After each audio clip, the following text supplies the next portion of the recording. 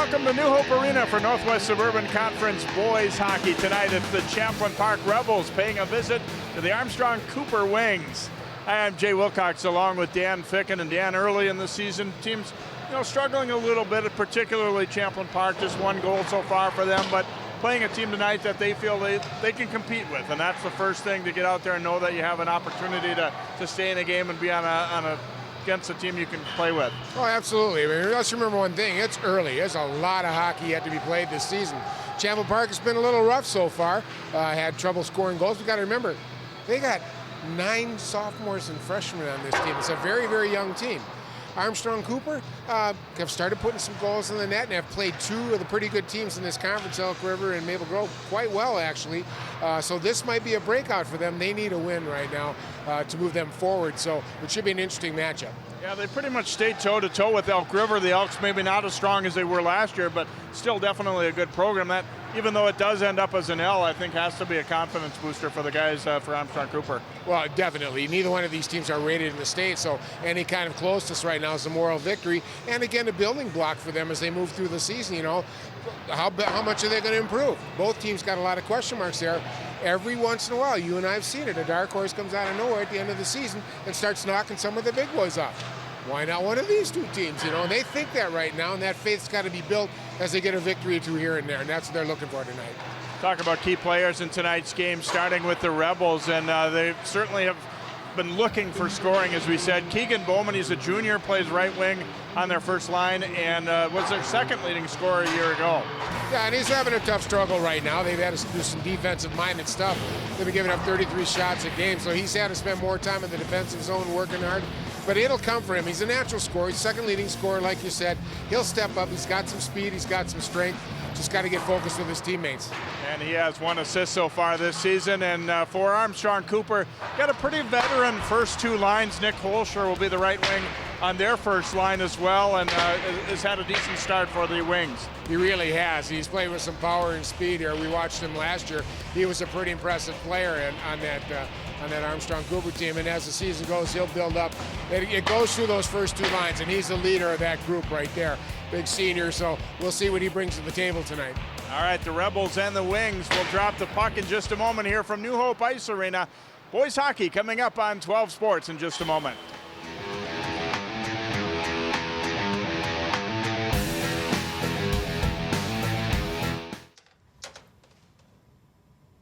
Wow, these are really good.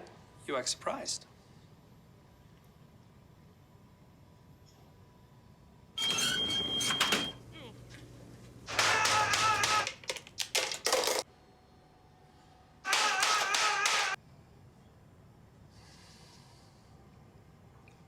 Practice makes perfect. You don't have to be perfect to be a perfect parent. There are thousands of teens in foster care who don't need perfection. They need you.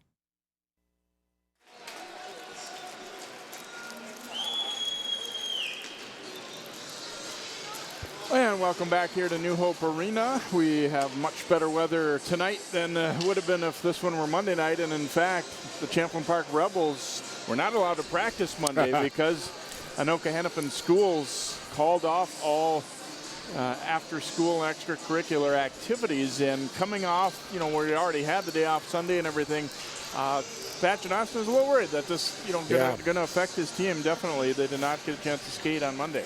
Well, it's amazing how much 90 minutes means to you, especially after coming off a weekend on a day off and all that. So he's expecting the Rebels to be maybe a little rusty in the first period, and they've not had good first period. So his goal right now is just get them going, and hopefully they can have a good first period where it stays close, and then they feel they got a game.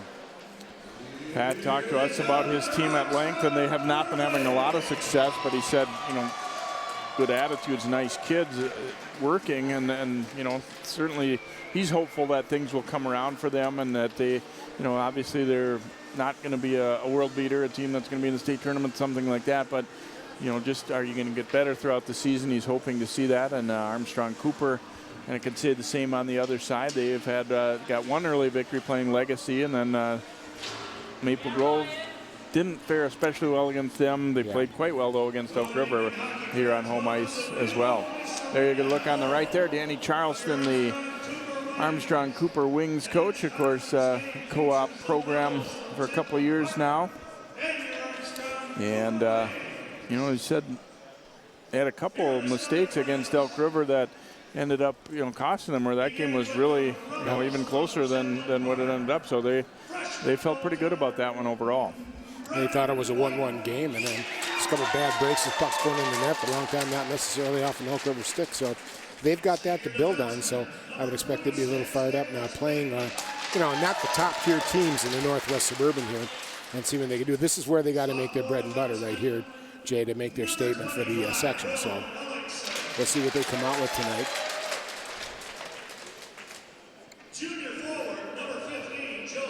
Champlin Park trying to, as we said, shake the rust a little bit and playing in a more intimate setting, you know, than the Olympic ice too at Champlin Ice Forum, and a little bit different kind of thing for them as well in that regard. And so many young guys, probably for some of them will be the first time playing,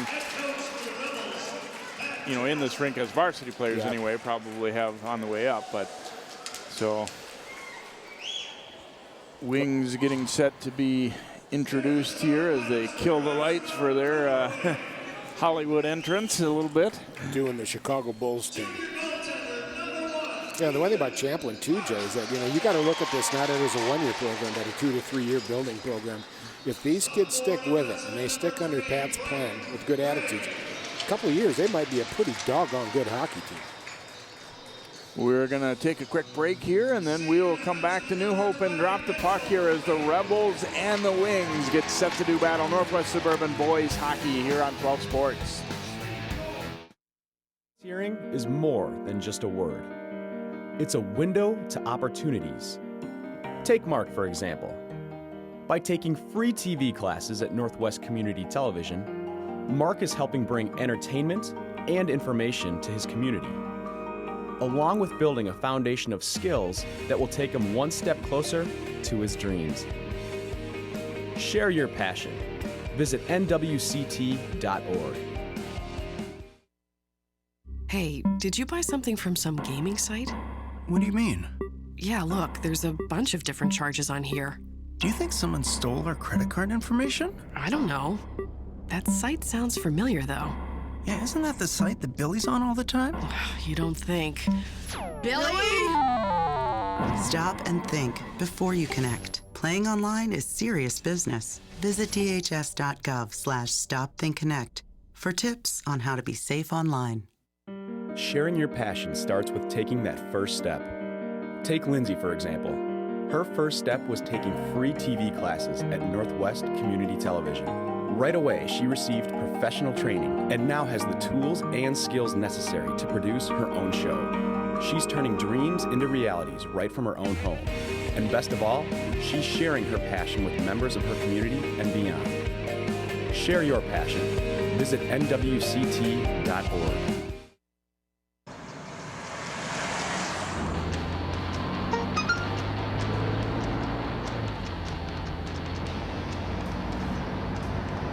The average text takes your eyes off the road for nearly 5 seconds.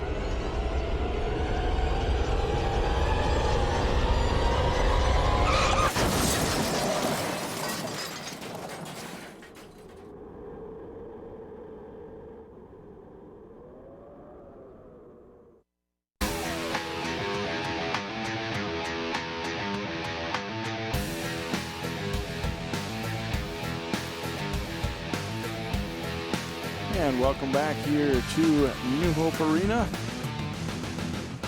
And the Wings for Armstrong-Cooper at home already for the third consecutive game. So they've had a lot of time to be on this home ice. We're going to see not real experienced goaltenders for either team. There's a look at Brennan Boynton, who is a freshman. Now, he's been playing regularly this year, but just a 9th grader.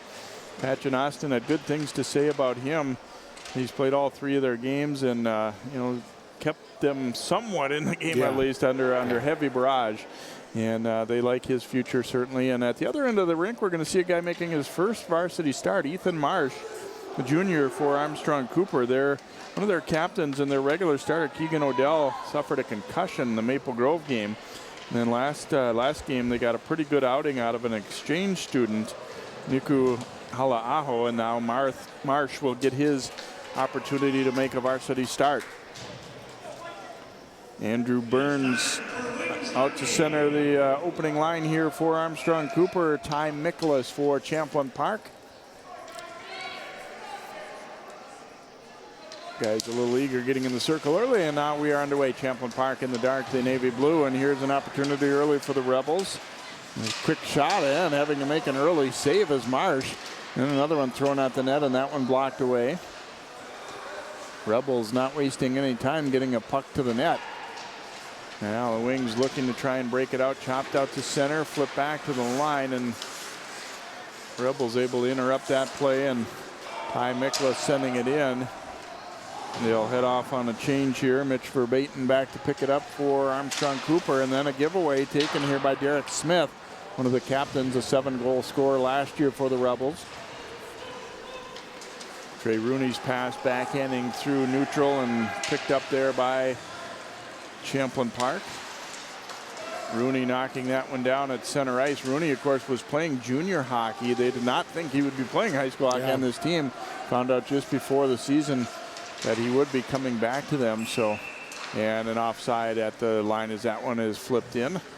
Certainly a skilled player, and looking to work him in with this line, get things going with them. So face off here outside the Armstrong-Cooper zone. He comes back as a senior and joins, a pretty senior laden group up top there. And frankly, they need his firepower and stuff like that. So we'll see how he blends back in now after coming back here from the juniors. Holscher in on the forecheck here for Armstrong-Cooper, but couldn't take it away from Jeff Rylance there for the Rebels. Center ice check thrown there, freed that one up by Kyle Sweeney. This the quote-unquote first line for the Wings right now. This puck thrown in, it was tipped, so no icing here as Jack Piazza back to gather it there. Around for Holscher. Nice strong step up though for the Rebels by Ryan Ingram, one of their captains. Eric Evans, the talented junior there, number 11 for Armstrong-Cooper, and Coach Charleston said he's maybe been our best player in these first 3 games so far. So that showed up pretty good there. Last rush, the Rebels, they had Bauman standing in front all by himself. They couldn't quite get the puck to him, but Armstrong can't leave guys like that close by the net wide open. Here comes Holscher, chance for a 2-on-1 now for the Wings. Holscher, and his stick was chopped there by Cole Julian, catching up to the play as he thought he had a clean shooting angle, but ended up being not much on it because the defenseman caught him. Kyle Eastland carrying the puck there for the Rebels, and then relayed into the corner by Chase Swift. Verbaeten back to play it. Couldn't get it out. Turnaround shot here will go wide of the mark from Julian for Champlin Park. And the clearing try hit Chase Swift. Swift was waiting for a change to be finished there, so he didn't have much help initially. Rebels keep it in the offensive zone here. Derek Roberts circling around and put that one right through the slot. Tip back out to center and then sent into the Rebel zone, but bumped off. It was Riley Enderle when he tried to go after that one. Fresh off the bench, puck knocked away briefly there by Ben Rosbacka for Armstrong-Cooper. They'll have to regroup in their own zone here. A.J. Jacobson now an opportunity now. Drop back for Rooney. Chopped away from him though. And the Rebels able to get it out. Chance for a 2-on-1 for them now. Joseph Simon, and that one deflected, and Marsh had to get the blocker on it as it fluttered toward the net. Just kind of flipped that one away. Well, so far the Rebels are showing some real good forechecking here, Jay. They're taking control of the offensive zone. They're breaking out very well. We could see just an opportunity to go to the front, and all of a sudden it deflects off the Armstrong defenseman's stick in front and rolls into the goalie. Kind of a surprise there, and they almost had a golden opportunity. We were talking, Coach Charleston was saying they had a couple unfortunate goals against Elk River, kind of like that way. If another one goes in, he might start to think he's jinxed here. Bolsher following up, sends it out front, and unable to get a stick down was Evans, or that one might have been a goal. Floated back, knocked down by the defenseman's glove, though. Rylands for Champlin Park. And then the Rebels almost had a chance to go the other way, but instead grabbed away by Sweeney. And now the shot attempt taken, by Sweeney, was Verbaeten initially on the play. Here's the defenseman, Mitch Verbaeten, putting it out front, and it rolls alongside the Rebels cage. Good pressure, best shift probably so far here for Armstrong-Cooper. Back across, Sweeney, Verbaeten sends it across wide open, and Rooney didn't get much of that one. Rooney throwing it behind the net. Sweeney back out to Verbaeten. Around the horn it'll come, and missing it was the opportunity with Sweeney there, as he had twice in a row they sent the puck back and forth to the weak side, and two great opportunities that just went by the wayside. Champlin Park kind of running around. Their goalie had a nice stop there and a deflected shot that came in on him. Boynton, and for the freshman, he held his ground pretty good. Good positioning here. You got to remember too, Jay, they got 3 sophomores playing defense for Champlin right now, and it's going to show itself in some problems every once in a while here. Hopefully they can minimize those and get better as a group, but it showed up that time. Here's Rooney going to the front of the net, and a goal. Armstrong-Cooper will be on the board here to start the scoring. Sure, if Rooney ended up getting the last touch on this one, no, it looks like it is going to be Mitchell Waletsky who ended up knocking in. You see Rooney bring it to the front right there, and then Waletsky was alongside him. And I think he'll end up getting the credit for this goal here. Right? Oh, yeah, definitely. Yep. Waletsky redirecting that one. They saw him and tried to tie him up, but it was too late. And so Waletsky will get the goal. Well, the Wings got in there and just outnumbered the Rebels. There were three Wings there versus 2 Rebels in front of that net. And funny how that puck seems to find that open guy.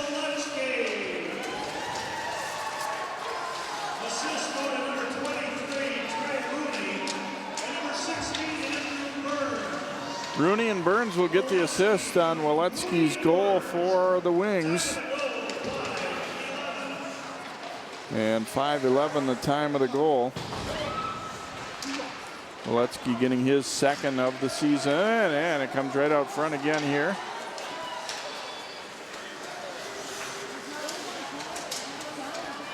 Pop back into the wing zone. Verbaeten will come back to get it.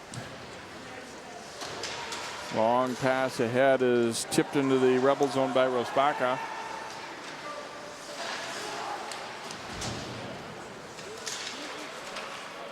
And it just trickles away there from Cole Julian for the Rebels. And now here comes Armstrong-Cooper back the other way with Kirchhoff. And a turnover forced, and here comes Bauman. Defenseman falls. Bauman going to the net, sends it across, and just unable to get a stick on it there was Julian.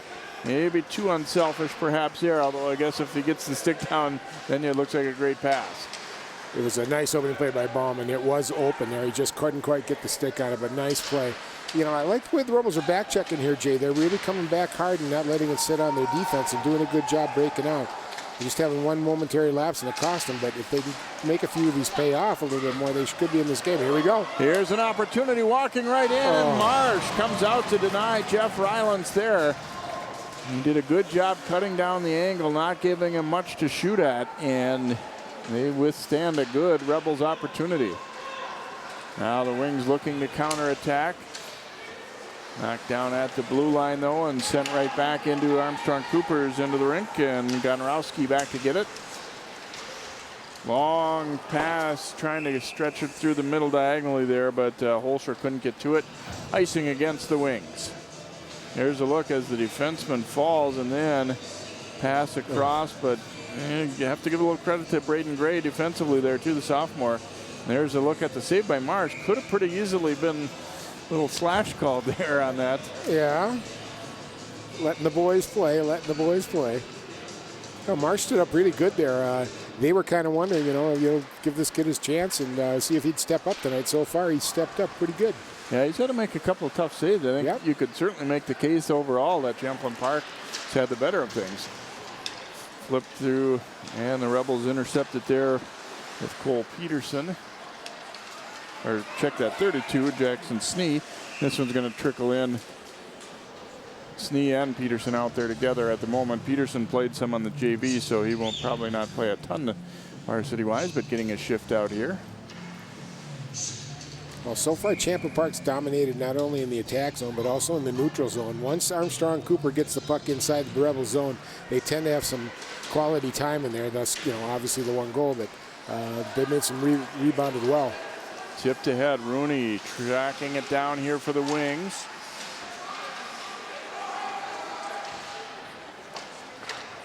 Dumps it to the corner, big collision there. Peterson got the worst of that.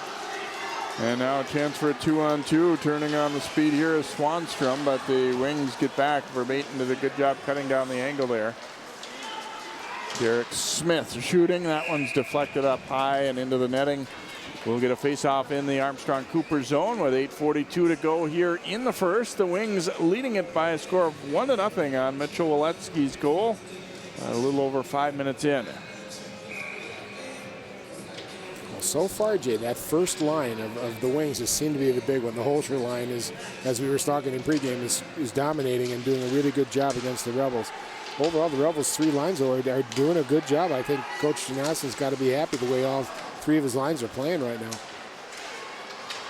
That pass barely got there, but now the Wings regroup a little bit as Gonrowski comes up with it. At center ice, a check freed that puck up. Holscher trying to play it ahead. Now Bauman didn't get it very far ahead there. Dumped back in, and Boynton back over there to try and stop it. They reverse it quickly here. Up the left wing side, and Bauman will relay that one in. Verbatim back to pick it up for Armstrong-Cooper, but they turn it over. Centering pass here, and Marsh has to get a little piece of that one on the way through. Dump back down deep. Keegan Bauman back to pick it up for Champlin Park. Verbatim able to knock it away, but Rebels get there first. Centering try, though, from Jack Kargas was knocked down, and here comes Armstrong-Cooper. 3-on-2 chance here. Sweeney carrying it deep, but ridden out nicely there for the Rebels by Will Ellingson. Holscher flipping it right back towards Sweeney, who has to jump and catch that one. And puck played by a high stick, and it will be brought back down to the Armstrong-Cooper zone as they got in a bad trend there. Passed it up high twice in a row. One time it was gloved down, the second time so played with the high stick. Oops, I forgot to let go of the stick there, doggone it. Well, it's been interesting watching this program, as they've combined here with Coach Charleston and Armstrong-Cooper, and they've kept a viable program going here, and it's good to see because we're seeing so many of them start to fade out, and it's been tough as these co-ops have started working through, Jay. Here come the Wings. Burns carrying it deep to the corner. Chipped away from Rooney there. And back down deep. Burns kicks it to his stick. And a nice pad save on a redirected shot. Now Rooney flipping it back across. Oh, and a great stop there. Wow. Oh, Boynton. Wow. Has a great setup on the pass back across. And Burns is robbed by Boynton. Boy, that first one was not an easy save, and neither was this one. Yeah, Rooney making that pass to the backhand really quick coming through. Rosbach getting that shot, but nice save.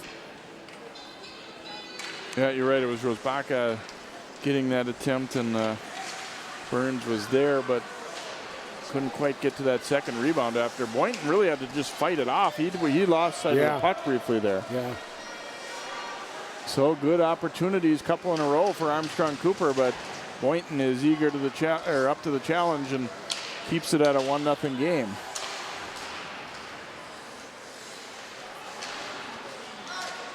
Battle for it at center ice here now. The Wings will come away with it. Here is Waletsky, who scored that first goal, and a penalty coming. Now Waletsky, though, with some retaliation. I think they're going to take them both, as he came in hard with a cross check. And the initial penalty was going to be a slash on Champlin Park, but I think Waletsky is going to have to go here too. See, the penalty had already been called. I don't think he knew that at that time. Boy, he's going to be lucky if he doesn't get more than 2 there. Yeah, that was almost from behind. Pretty close. We'll see what the referees determine there.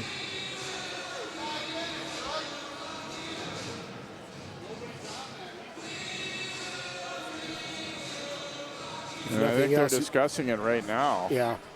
Nothing else. They might give him a double minor. Shellum is the guilty Champlin Park player. Waletsky retaliating there.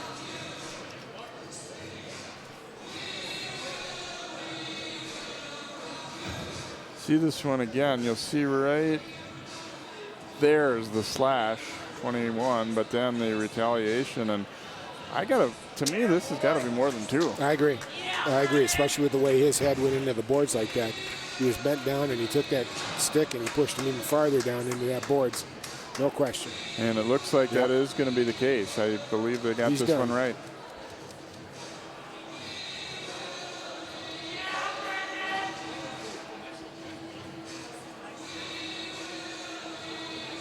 So they have put 5 minutes up for Waletsky and 2 for Shellum. Yep, that looks good. And then a 10-minute misconduct. Oh, no, I guess not. A 2-minute minor penalty has been assessed at Champlin Park's number 21, Maxwell Shellum. 2 minutes for slashing. A 5-minute major penalty has been assessed on Armstrong-Cooper's number 2, Mitchell Waletsky. 5 minutes for checking from behind in a 10-minute misconduct. Okay, that wasn't misconduct. So we'll be even at 4 for the time being, and then Champlin Park will go to a power play. Obviously, this barring any further penalties there. Dangerous play, and Waletsky will be penalized for it, and I think definitely correctly so, and seeing it again. So we go 4-on-4 for a spell here. Verbatim flipping it in behind the net. Sweeney trying to gain control. Holscher dashes in to try and help out. And the Rebels come away with it. Derek Smith floated to center and then hammered right back into the Rebels zone as Boynton comes out to stop that puck, leaving it for his D-man there, Snee. A little more real estate to work with here, 4-on-4. Here comes Smith. Got by the check and throws one on net. Marsh able to knock that one aside. And this one flipped back and it was tipped, or either that or they rule that they should have been able to reach it. Here's Bowman and didn't come up with that one. Flipped around. Rooney able to pick that one off here for the Wings. Rooney sending it across.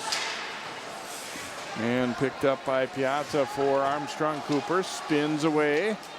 Looking for an opening. He'll come back out to the point with it here toward Gonarowski, but it gets through him, and then Marsh fell down as he started to come out to the corner. Well, that's a good time to have that happen if it's going to, right? Yep. Nobody, no puck around and no players around really to bother it. Here's an opportunity as Rooney coming after it for Armstrong-Cooper.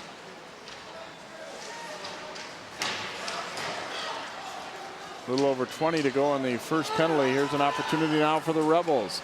Going to the net. Marsh is able to stop that one as he got the stick out on Brady Swanstrom there, the sophomore for the Rebels. Just 15 seconds to go in the first penalty to Shellum of the Rebels. You see, didn't end up getting a lot of a shot there. Oh, he got taken off balance as he tried to turn the circle. He just getting in a little too tight. He should have made that move about, try to be about 15 feet farther out. But, at least they're pushing, they're pressing, Jay, and they're being threats. I mean, the Wings can't live inside the Champlin Park zone and not respect the Rebels for getting out of there. Turnover here, quick shot, and Marsh able to deny Smith. I think Smith was a little surprised at just how wide open he was. As a check freed that puck up, he probably could have even taken another stride to get to the middle of the ice, but as it was, a pretty good opportunity here. Yeah, there was one defender there, Braden Gray, but Marsh so far has done the job. I think you took a good minute to look at it, though, Jay. I don't think you panicked at all. But, you know, sometimes when you have trouble scoring, and they've had 3 games, and they've only scored 1 goal, you know, it starts getting in your head a little bit, like, you know, maybe we can't score at all. And you start gripping your stick a little tighter, and it's a little tougher to work with. Oh. We got sorting this out. I don't know if this is a player serving, or did we have a penalty at that last stoppage? The Wings still have 4 players out there, however. So the second guy in the box, Enderle, may be serving for the 5-minute. Yeah, I think that must be the case. So anyway, here come the Wings now with Rosbaka. So Champlin Park's not at full strength, and they'll have a power play. And quickly floated down the rink here by the Wings. A little under 4 minutes to go in the first period. Armstrong-Cooper leading Champlin Park 1-0 here on 12 Sports. Bauman carrying it up the left side here for Champlin Park. Turns the corner. Marsh with the save, and then the rebound was cleared away before Smith could get to it. Good opportunity there. Bowman showing a little bit of that skill that we talked about and got away a good attempt. Smith, nice backhand pass. It gets through, and now Bowman coming away with it here for Champlin Park. Trying to throw it weak side, and it's sent out front. Marsh trying to find it, and they're able to clear it. It was then played by a high stick by the Rebels, and that will bring a whistle. Face-off in the Champlin Park zone, kind of just a reaction thing, as Nicholas Bateman had his stick up there at the blue line and knocked that one down, and doesn't help their cause penalty-wise, but boy, Marsh had to scramble on a couple of these. Opening there, you got to get in between, kick it back out in the corner, and all of a sudden, wham, it came right back out again. And he almost got caught.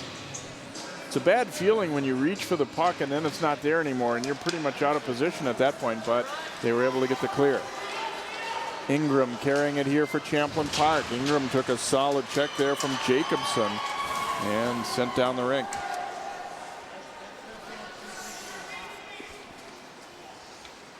Under 3 to go now in this first period here as the Rebels continue on the power play, and there's Jacobson again making a play, dumping it down. The Rebels tend to be standing a little still here, Jay. They're not really moving around quite a bit. They're letting everybody else do the work. Bateman avoided that hit but gave up the puck, and then Jacobson took a mighty spill there, but now the Rebels coming again with Derek Smith. Smith turns on the speed. Smith firing. Marsh able to make the stop. And then hacked out of there by the Wings. And Champlin Park will again get a chance to come up ice on this power play. Ellingson starting it out. Giving it over here to Keegan Bowman. Bowman with some speed through neutral. Gets to the front and he scores. We are even up at 1 apiece as Bowman buries it.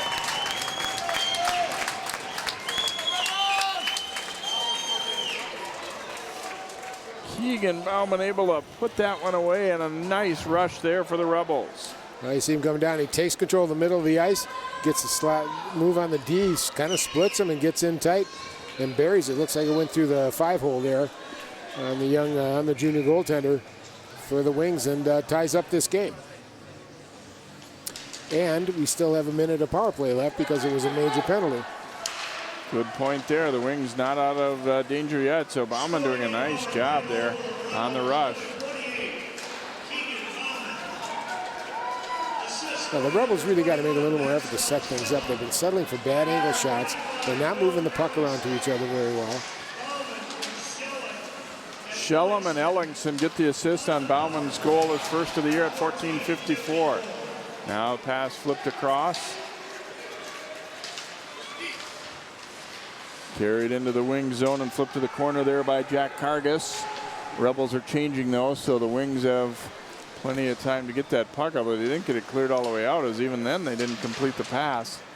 And now here comes Holscher shorthanded for Armstrong-Cooper. Forced to the corner. Holscher waiting for some help to arrive, puts it out high. Here's Rooney shooting, and a blocker save there by Boynton. Penalty time is now over, and a turnover as Rooney took it away and then was tripped. Penalty coming up against Champlin Park as Rooney freed that puck up and then had his skates lifted Chase Swift is going to get the gate here for Champlin Park. Well, Rooney just got relentless on that last shift there, and they, I've been kind of looking at the Rebels, Jay, in the past 2-3 minutes. I'll tell you, the guys without the puck have not been moving very much. They've kind of stopped their legs, and that's when you start getting tripping calls and stuff when you're reaching rather than skating. And I've noticed a real drop in the Rebels skating here overall. Compared to most of this period, they've been pretty much jumping on things. AC has the last change, but Enderle was not allowed on. It was too late. They said it already dropped the arm and ready for play. So they get a power play late. It'll carry into the second, obviously, if they don't score here late in this first. Back across for Baton. Rooney slipping it over to Gonrowski. Here's Mitchell Verbatim. Down low to Rooney, trying to put it out front. It was tipped.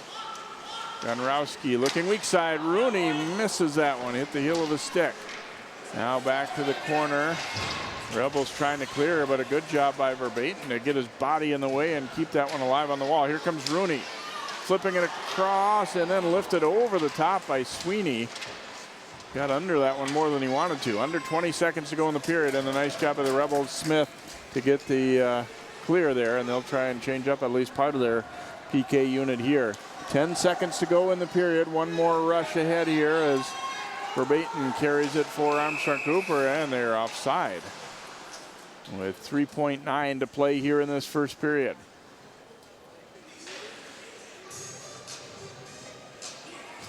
Well, 4 seconds left here. I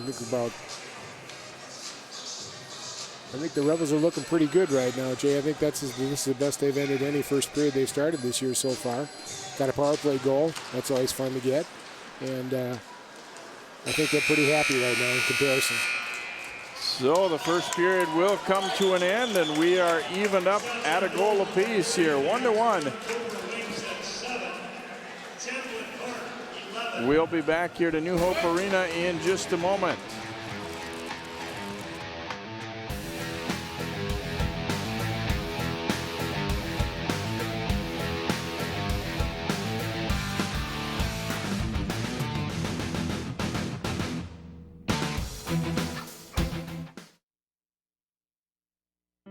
Volunteering is more than just a word.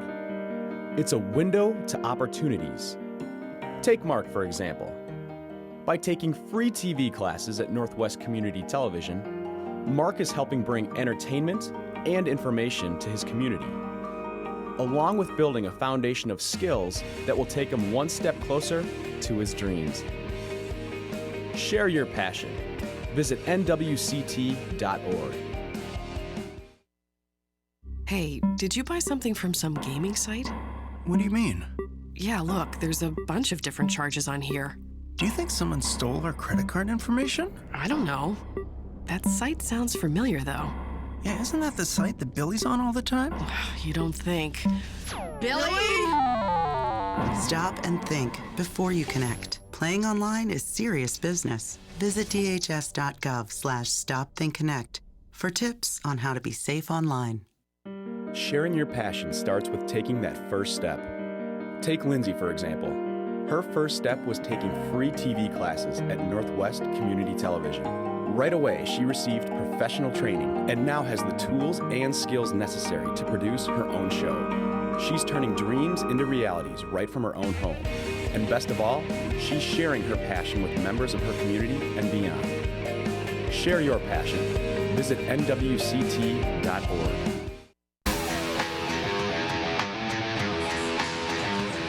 Well, welcome back. A young fan on hand here for this one tonight. Champlin Park and Armstrong-Cooper tied up at a goal apiece after a pretty entertaining first period of hockey here. Well, and the fall season's pretty much just wrapped up here, and on our Sports Gem show on Channel 12, we named all area teams in volleyball, soccer, and football. And in this first intermission, we're going to take a look at part one of our football team, the Channel 12 Sports Jam All-Area Offense. We'll start our Sports Jam offense up front with a powerful offensive line. Number 74 left guard Coyote Awashika of Maple Grove is one of the state's premier linemen. The 6'5", 260-pound senior has great feet and excels at pulling. Awashika was also a force on the defensive line. Number 66, Nash Jensen of Osseo, helped pave the way for a state title for the Orioles. The 6'4", 315-pounder played tackle for most of the season before moving to tight end, making this memorable catch and run to help the Orioles to a comeback win over Totino Grace. Jensen is drawing Division I interest. Number 55, Malik Bessick, right tackle for Armstrong, helped the Falcons to their best season in a decade. A physical 6'5", 280-pound senior, Bessick was named Suburban Red District Offensive Lineman of the Year. Number 71, left tackle Erica Boje led a strong line for Cooper. The 6'5", 310-pound junior had 20-plus pancake blocks and is also drawing Division I looks.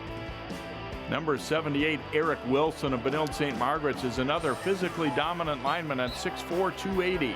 The all-district pick played both guard and tackle for the Red Knights and is drawing a lot of college interest. Number 76, right tackle Max Zwock of Maple Grove is called the unsung force for the Crimson by his coach. 6'3", 260-pounder Zwock was great at sealing the edge on Maple Grove's stretch play and helped them to back-to-back trips to the state semifinals.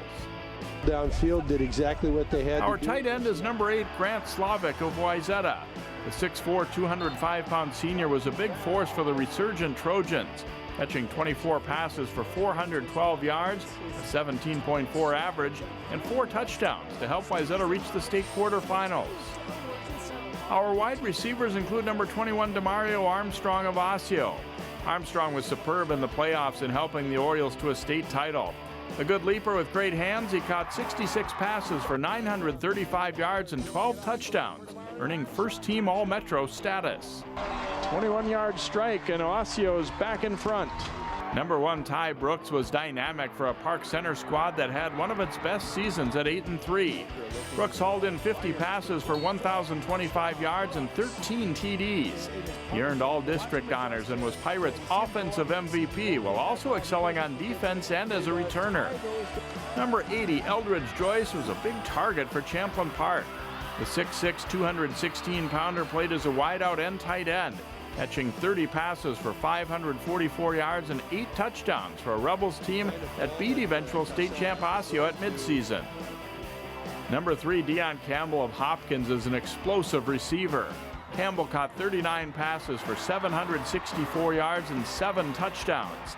The all-district pick also returned 2 kicks for scores. Our running backs include number 3, Isaac Collins of Maple Grove. He's a Mr. Football finalist after rushing for 1,812 yards and 22 touchdowns, with an additional 220 yards receiving. Collins also excels as a defensive back and returner. Number 22, Prince Crua, was the workhorse who carried Osseo to a championship. Crua rushed for 1,845 yards and 17 touchdowns in all. He scored the tying touchdown in the state title game and winning 2-point conversion in the semis. Crua averaged over 200 yards per game in the playoffs, including a 364-yard effort against Hopkins. Number 6, Levante Taylor of Cooper, like Crua, is a small back with speed and strength. Taylor rushed for 955 yards and 17 TDs, earning Hawks team offensive MVP and all-district honors. Taylor topped 3,000 yards rushing for his career. The tackle, and he has a chance. Number 23, junior Ricky Floyd of Benilde broke the Red Knights single-season rushing mark with 1,741 yards. He had 18 touchdowns and averaged 7.4 per carry while earning all-district honors.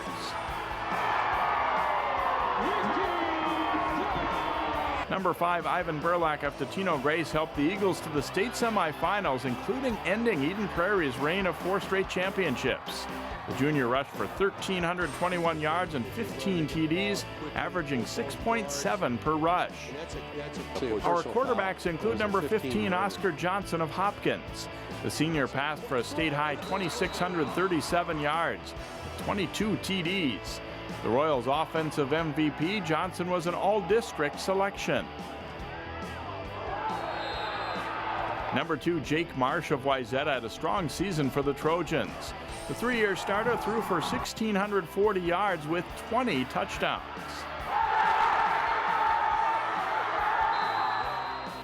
Number 2, Malik Gaylord was a calm force in the clutch for Osseo. He threw 21 touchdown passes, completing 59% of his throws for 1,846 yards for the 6A champs. Our specialists for offense include kicker Dean Lum of Osseo. Lum nailed 45 of 47 extra points, including the winning conversion in the state title game, and made both of his field goal tries while also excelling at kickoffs. And it is good, and Osseo is on the board here. Number 7, Philip Howard of Cooper is our return man.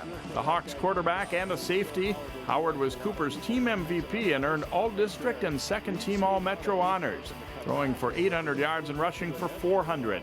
He's committed to the Gophers. A potent group, the Sports Jam offense. These guys also had strong seasons. These are the honorable mention picks for the offense.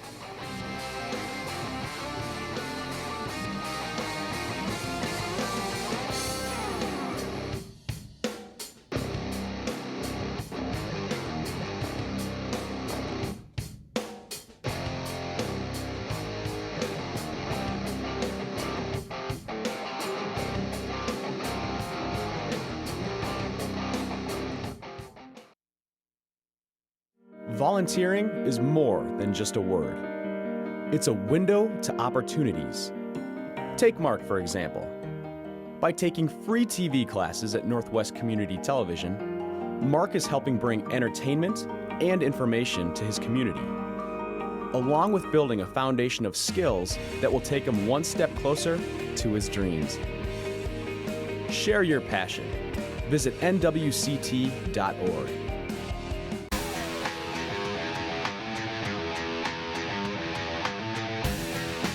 And welcome back here to New Hope Ice Arena on this early December evening, 1st of December, in fact. Champlin Park and Armstrong-Cooper tied at 1 after 1 as we get a look at our first period highlights. Trey Rooney brings it out front. Mitchell Waletsky's right behind him, and watch Waletsky just tip that to the far post and in at 5:11. His second goal of the year, 1-0 Armstrong-Cooper at that point. They're looking for more here. Look at the nice save on the redirection. Then a flip pass over and a quick shot taken by Rospaka. So 2 big saves in a row there by Brendan Boynton. And definitely a key to keeping them in. Watch the nice rush to the net here. And put away by Keegan Bauman there for Champlin Park. That was a power play goal on the 5-minute major that Waletsky was assessed for checking from behind. See the shots in the first period.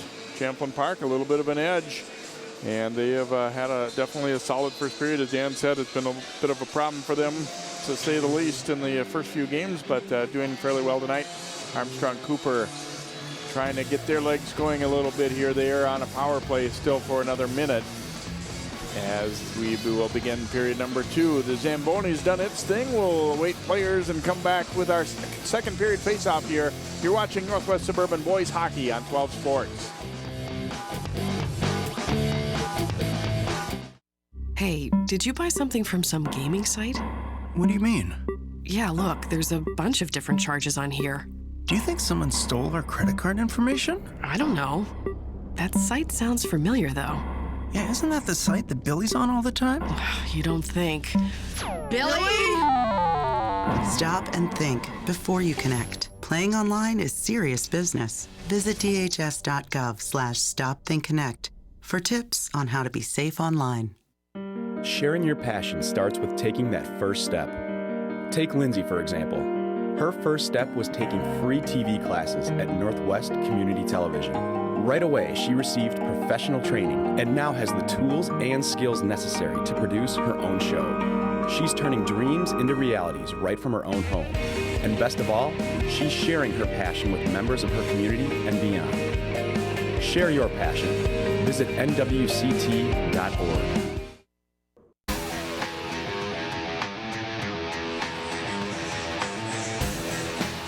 The Rebels making their way back onto the ice as the setup is here. Armstrong-Cooper's locker room is actually on the other rink here at New Hope Arena.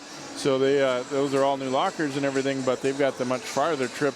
Whereas at Champlin Park, they basically step out of their locker room and onto the ice, more or less here. So they need the skating warm up, and the Armstrong-Cooper Wings don't. They're ready to go after walking about 50 yards to get over here. But good period for the Rebels here, Jay.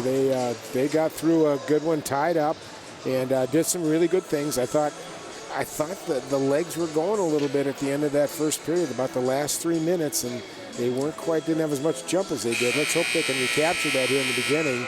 And Armstrong-Cooper, well, guess what, guys? They may have come in 0-3, but the Rebels are here to give you a game, so we'll see how they react to that after the first period, especially with that power play to start out with. It'd be a good jump for them. Well, and what did Patch and Austin say to us when he was talking about missing practice yesterday? He said, it doesn't take long at all before your lungs are burning, even if you just go a day or two without skating. And although they came out, pretty solid to begin the game, I think, more so than Armstrong-Cooper did. But you're right, they're, both teams had definitely some good things, and also some things where they kind of shake their head on it. Both teams got pretty good goaltending in that first period too, though. Agreed. And they both got some opportunities too, and let's put it this way, when you're not winning all the time, when don't have a 700 percentage, win, every game counts, and a lot of times when you're in a good close game, this is what you play high school hockey for. And so far, two teams well matched and going at each other pretty hard. So the competition level's there. As Dan just mentioned, of course, Armstrong-Cooper will have 1 minute left in their power play as Chase Swift was called for a trip at 16 minutes of the first period. And so, good thing or bad thing to have that power play, it's kind of split in half like that? I don't think it's a good thing. I really don't. I don't think you get into any rhythm. It's nice having it when you start a period, but you'd really like to have the full 2 minutes to run all your power play lines through. So this way it's split up.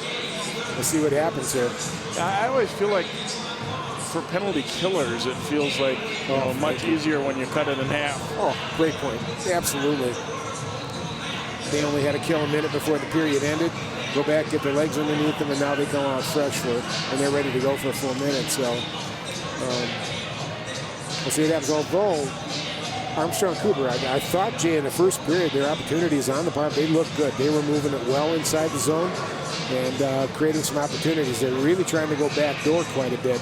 They might want to start getting it opened up with shots on the point to open up that middle seam where they can get that puck across, so maybe a few shots on the point, and then see what they can do with that backdoor shot.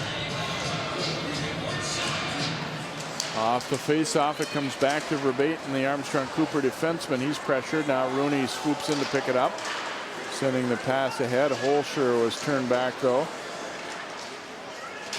Holscher trying to get it back, and he does. Gets it to Rooney. He drops it off. Sweeney gets the return pass. Puck sticking on some wet ice a little bit there, but they didn't seem to let it bother much. Here's Verbatim looking down low with it. Rooney swinging it across. Sweeney sends it back. Gunrowski a shot. Blocker saved there. Boynton getting a big blocker out. Now Rooney knocks it down around behind the net. Rebels looking to clear, but Gunrowski's there to keep, or Verbatim rather, to keep it alive. Now across to Gunrowski. Down to 10 to go in the power play. Again, they're moving the puck pretty well, but not a lot of great shots yet. He was Verbatim firing. Rooney was looking for the tip, but squaring up nicely there was Boynton, and the Rebels able to clear. Penalty is over. So they do kill it off, although I thought the Wings, to establish some things, moving the puck around pretty decent in that power play. Puck rolls in and sent to the stick of Miklas there for Champlin Park. He takes a bump right in front of the AC bench. Now the Wings get a shot, but that stick goes fluttering away out of the defenseman there, Ellingson. Looks like the Wings have a little bit of jump to begin this second period, even after this penalty time. And this one will be an icing call against Champlin Park. I would assume or guess that the Wings probably felt like they could have played better than they did in that first period, and probably got a little talking to about that. We got to come out a little more ready to play, and and whether you want to admit it or not, the idea, they know that Champlin Park's hasn't had the success. You know, they're probably more jacked up when they played in Elk River, Maple Grove. That's only natural, and it's, you know, no disrespect, men. I think both teams would say the same coming into a game like this. But like you said, these you got to look at these as the opportunities to really do something. Absolutely, this is where you build a record and get your respect at the end of the year. But you know, I think the other part of it too, I thought Holscher's line for the Wings looked really good in the first period, Jay. The other two, not quite so. Well, you know, against any team in the Northwest Suburban, you got to bring all three lines to play. And they all got to get into a rhythm. They all got to put an effort in. I would have, you know, basically said this is the whole team needs to get involved, guys, not just one line. They're not going to carry you. You got to figure it out. Kargas and Rooney will face off here.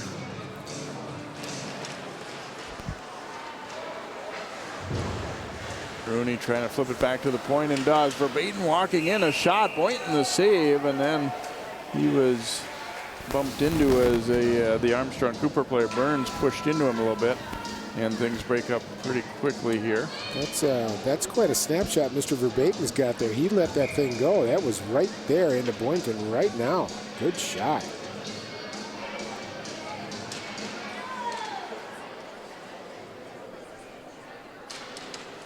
Puck dropped, and the Wings now do come up with it. Rooney trying to control it there. A lot of traffic, comes back out to Verbatim.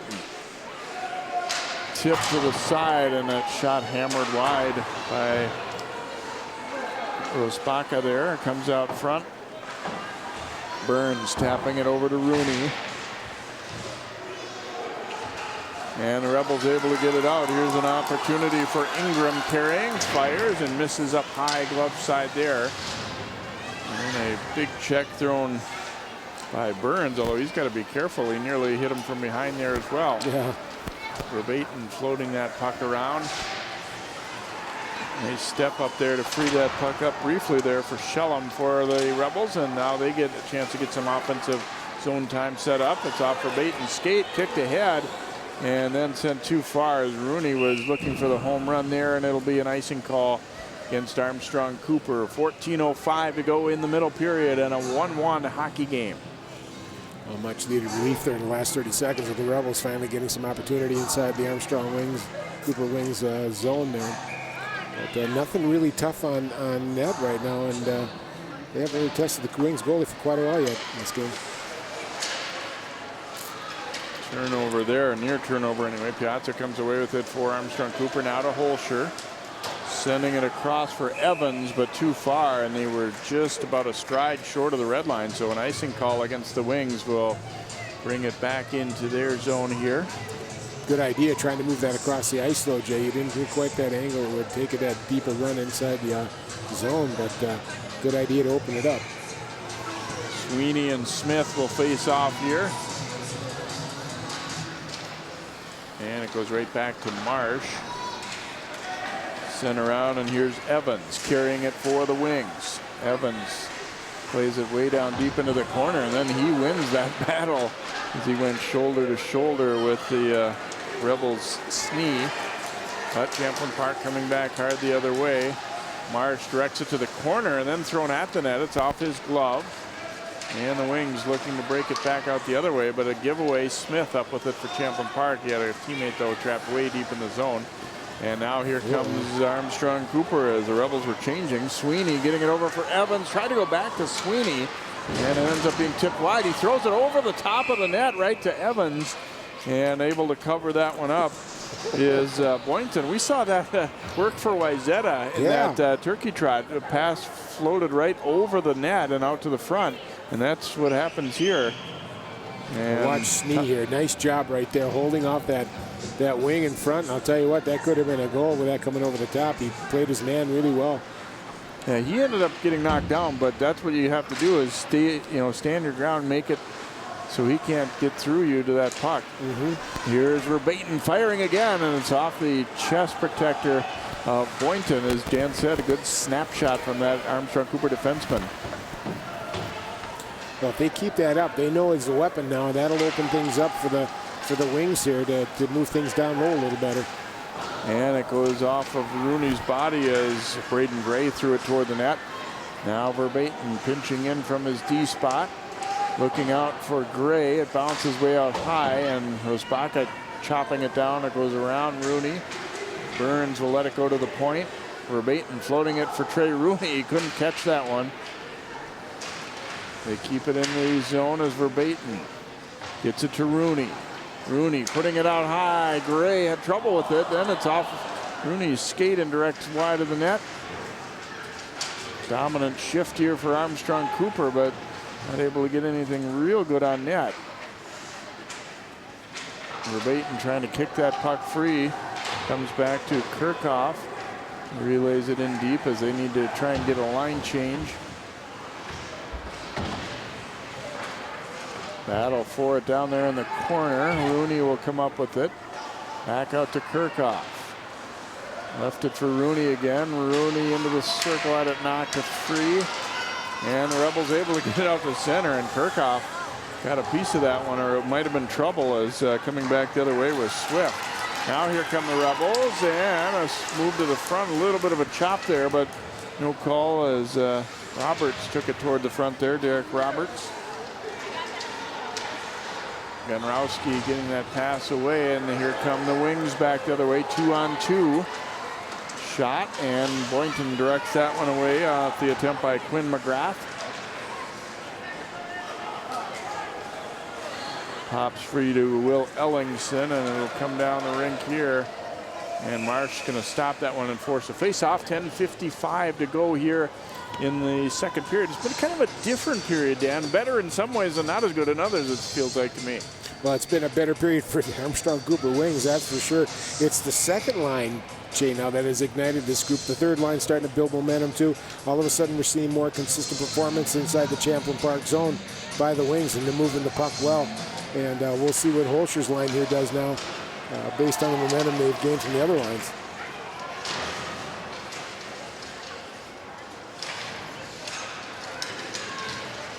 Couple of players falling there as it's sent back down deep. Bauman, now it takes a bad bounce for the Rebel. Now comes right out front. Owen Marsh. Not sure if he got a piece or if it went just wide there, but a good opportunity for the Rebels off a crazy bounce off the boards there. And then that pass tipped away. Solid check, frees it up. Bauman looking for someone out front. A lot of bodies there. Comes back out. Snee will chop it to the corner. Bauman looking to get a return pass, but lifted out of there by Jacobson, and it will get out of play here. We'll get another face-off in the Armstrong-Cooper wing zone. A lot of board play here. Nobody really getting the free puck out there to get a good shot. A couple of nice open plays attempted coming into the slot, Jay, by the Rebels, but, you know, again, just off by a little bit, or defenseman in the way. You know, things that, you know, prevent you from starting to score. Well, and it's a fine line because you want to encourage everybody to go to the net. However, sometimes they were having two guys go to the net at the same time, and there's just too many bodies to get that puck through. Check through in there as Bauman able to get the best of that one.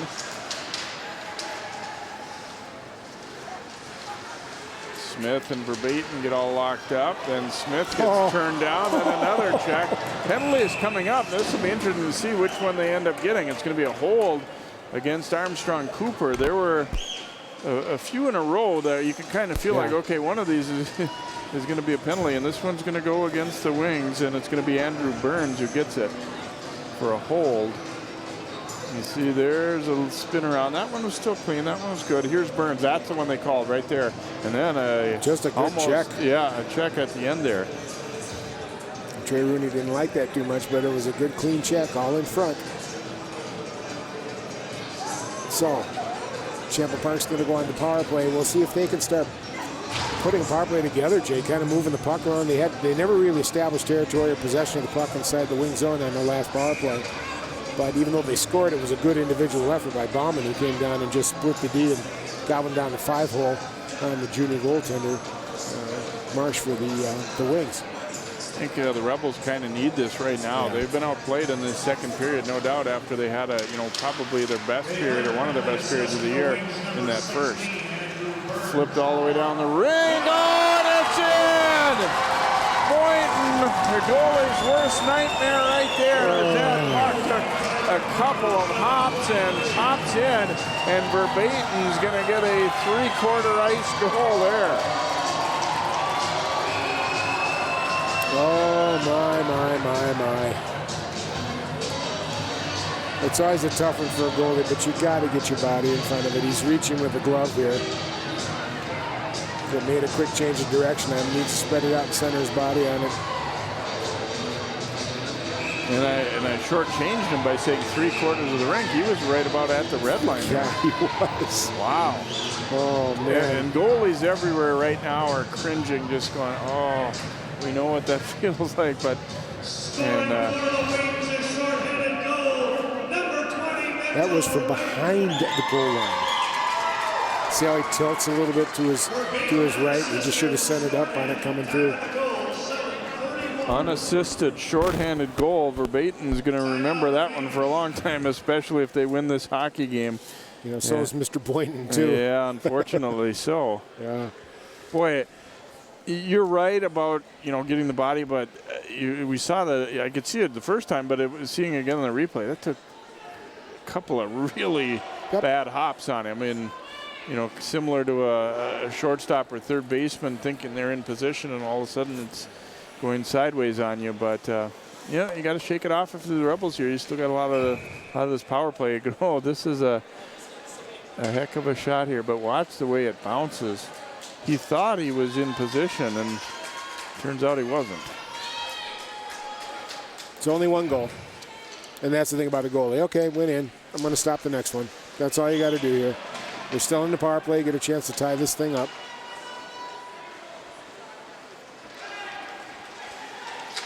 Rebels with the man advantage here, and still 1:40 to go in it. However, the Wings get to it and quickly dump it on out.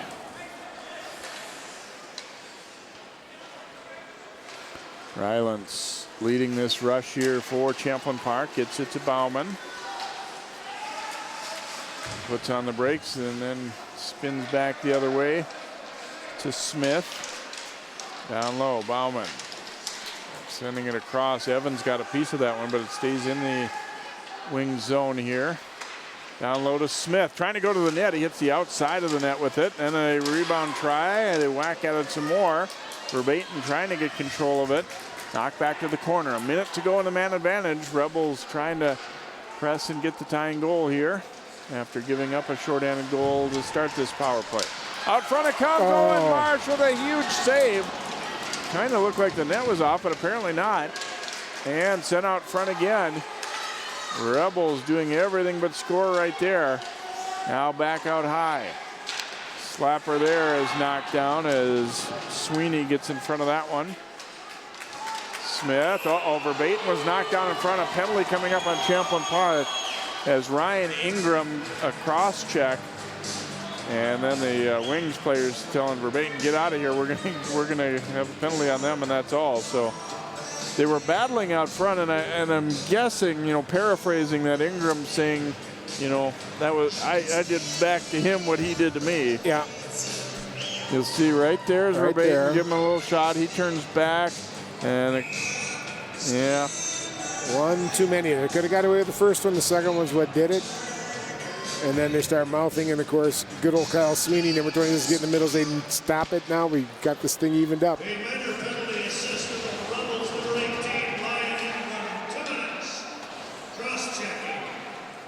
So cross-checking minor on Ingram will even us up at 4-on-4, but then the Wings will go to the power play. Ganrowski circling back. Marsh letting his teammates know that their penalty time is about to expire, so full strength now for Armstrong-Cooper. 5-on-4 man advantage for them. Deflected into the corner there by Rosbaka. And the Rebels able to come away with it, and Kargas sends it down the rink. Marsh out to stop it. Ganrowski spinning away. He'll give it to Rooney cutting through. And Burns picks it up here for Armstrong-Cooper. To the point, Verbatim firing, and stop made. Absolutely no traffic in front though for AC, so that one Boynton able to get a good clean look at it, and I think he needed that one to just get himself settled back in after that goal that obviously you don't like to give up a goalie at any age. I think you'd rather see Verbatim shoot from the blue line than from the far goal line. Yeah, exactly. Yeah. Nice job by Ganrowski to keep that puck in. Here's Burns. Down low with it. And back out to the point. Ganrowski shooting. That one is blocked by Smith. And now the race is on. Smith able to get past. Short-handed rush. And he fans on the shot. The D was just catching up to him, but Smith just missed on that shot. He took his eye away a little bit to look at the defenseman. Here comes Burns. Dropping it toward Rooney. It got behind him, however. And able to slide it out was Miklas there for Champlin Park. And that'll kill off most of the remaining time. We got about 6 seconds to go in the Wings power play here. They lead it 2-1 on the shorthanded goal, length of the ice goal from Mitch Verbatim that took a bad bounce past Boynton. Here's Evans sending it across as the Rebels penalty is over. Evans first to that puck here for Armstrong-Cooper. Now they're able to keep it. Here's Sweeney looking for Evans out front. He was knocked down. And then Boynton with the save. Boy, Evans thought he was just about to pull the trigger, and instead he took a check. You see the timing was perfect. And then the flutter puck into the glove of Boynton. Well, you know, you see the Rebels doing some really good things here, Jay. They're battling and they're working as hard as they can, and they're catching Armstrong-Cooper a little bit off guard with some good body work, some good check. We pointed out some good checks and some timely plays by the Rebels. And this one going to be an icing against Champlin Park. And we'll come right back into the Rebels end of the rink here. You know, a lot of times it's just small little things. You know, we watch the Rebels mount some attack and stuff, and just a small little thing takes it off the mark, or doesn't quite connect, or they miss, and it starts working on you. And then, you know, something like happens with the goaltender, they bounce back well from that goal. I thought they're fighting back really well.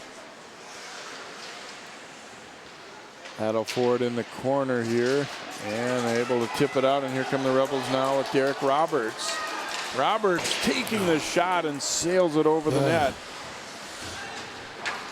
And now the Wings looking to counter. Kirchhoff tipped into the Champlin Park zone. It rolls toward the net, but just by.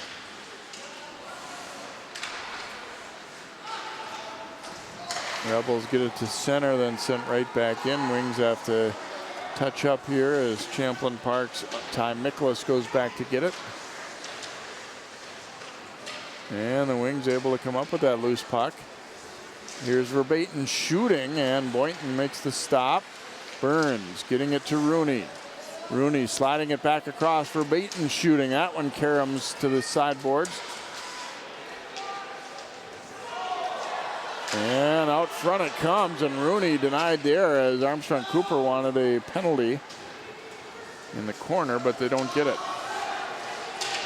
Gray back to pick it up. Now here comes Trey Rooney.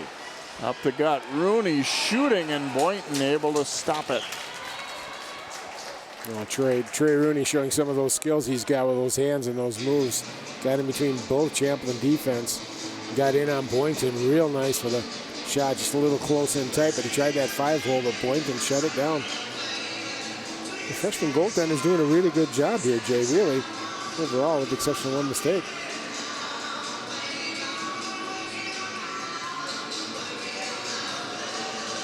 Draw in the Champlin Park zone. Snee trying to circle it back. Swanstrom. And Ganrowski flips it right back in. Jackson Snee back to play it there for the Rebels. Icing waved off. The race is on here. Here's a backhand try, and Marsh has to make a stop there. Then centering pass comes all the way through. Good hustle to get to that one by Swanstrom. And got a shot away, and Marsh had to make a stop.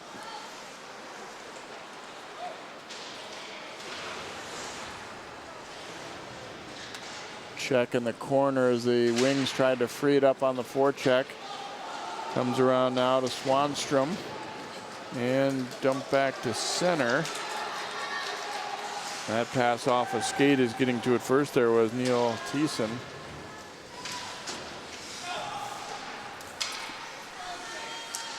And Jacobson floats it in for Armstrong-Cooper as the Wings will change all 5. Long pass, here comes Bauman trying to drag it across and almost did, but Verbaeten got a little bit of him to keep him off stride. Sent ahead, here's Bauman getting to it. Ooh, and Verbaeten got more than a little piece of him that time, stood him up. Rooney will reverse it back for Verbaeten. And Burns getting it to Rooney. Now down low with it is Burns. He has to turn for that one behind the net. And a fight off a check there. Burns gets it back to Rooney. To the point now, Gray shooting, and that one will get through everyone. Back to center, Verbaeten will lift it back into the corner as the Wings look to make a change here. Verbaeten just kicked that puck out of midair. Here comes Holscher. Holscher trying to get the pass across, looking for Rooney, and his backhander goes wide. And it comes out front again. The Rebels are able to come up with it. Bauman was waiting for a home run pass, but there was really no angle there. No. Back to center it comes. Gonrowski trying to lift it into the corner, instead flips it up into the stands. 1:41 to go here in this second period, and a 2-1 Armstrong-Cooper lead. Less whistles here in this second period, and but not necessarily better chances. No, it's still been kind of a even up period, although I thought Armstrong-Cooper here still had the better part of it in this period without a shadow of a doubt. Verbaeten himself has really stood out, Jay, in this period. Played very well, both in the defensive and the offensive side of the ice. Holscher taking a check, but the Wings come up with it and then send all the way through. An opportunity there by Jack Piazza.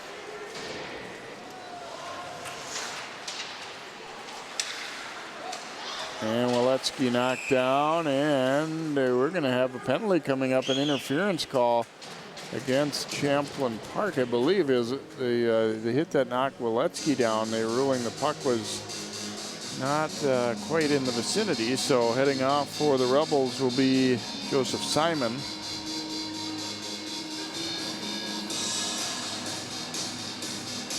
Well, and here the Wings are going to be faced with another split.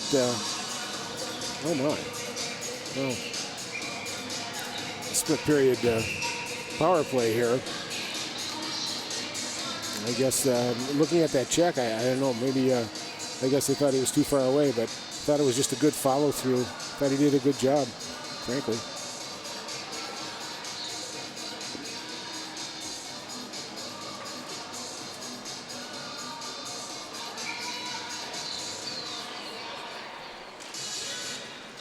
Off the draw, puck loose in the circle.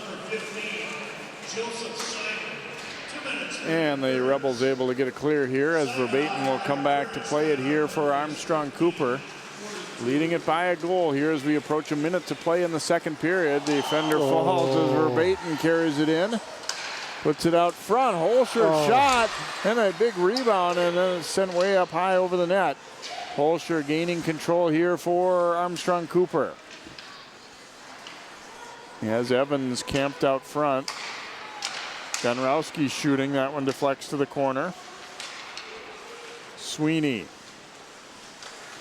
sending it toward Holscher. It gets through him. It races on into the corner as Smith tried to chop it out. Sent back across. Verbaeten shooting, and stop made, and then Evans is rudely escorted out of there by a pair of Champlin Park guys. Into the glove of Boynton, the freshman goaltender who's played all the games so far here for Champlin Park. And as Dan said, with the exception of one kind of embarrassing one, he's played very well. Yes. I like the way the Wings are moving the puck here, Jay. They're getting a lot more creative, too, looking at different angles and getting into different shooting positions. Yeah, I think nice move here by Gonrowski. I think they've done a much better job using the points in this period, as you had said that they needed to in that first. Yep. And it's going to open up the bottom part of that ice, especially in the second period, maybe on the second half of this power play. But that young man, Mitchell Verbaden's had a heck of a hockey game. He's got good size, got a good shot. That last rush, he could put some speed on and put a nice move on one of the Rebels. Out front and tipped just wide as Rooney won the draw clean and had a perfect setup for Kirchhoff, but he couldn't put it away. Now Kirchhoff drops it over. Here's Burns, and that one misfire by Rooney as the period will come to an end. And so we have played 2 periods here at New Hope Arena. Our score, Armstrong-Cooper 2 and Champlin Park 1. We'll be back with more of our live coverage here on 12 Sports.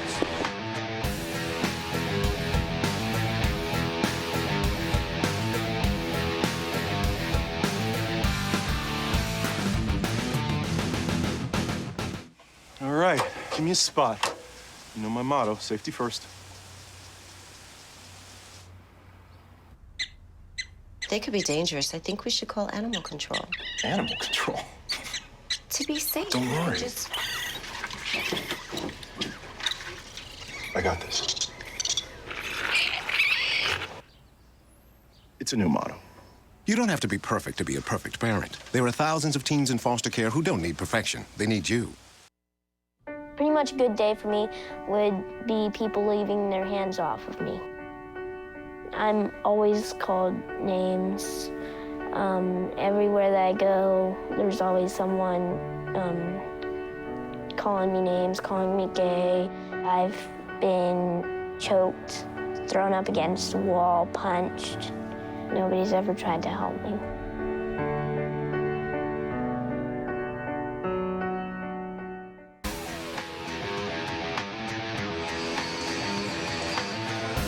Welcome back here to New Hope Ice Arena, home of the Armstrong-Cooper Wings. The Wings lead Champlin Park 2-1 through 2 periods. And in our first intermission, we saw our Sports Jam all-area offense for football. And now we're going to take a look at our defense with John Jacobson.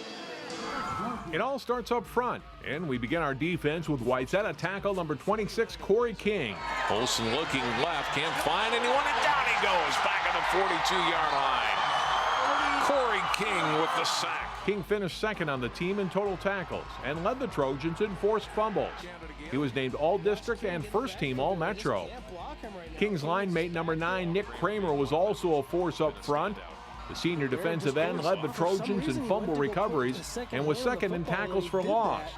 Kramer was also All-West Metro South District. Park Center's number 75, Josh Wallet, was a game changer for the Pirates. He led the Suburban Red District in tackles for linemen with 98. The Pirates' defensive MVP, Wallet, recorded 5 sacks and 4 other tackles for loss. Wow, Josh Wallet sends Joyce to the turf in rude fashion. Armstrong's number 12, Chance Bowen, was named the District Offensive Lineman of the Year in the Suburban Red.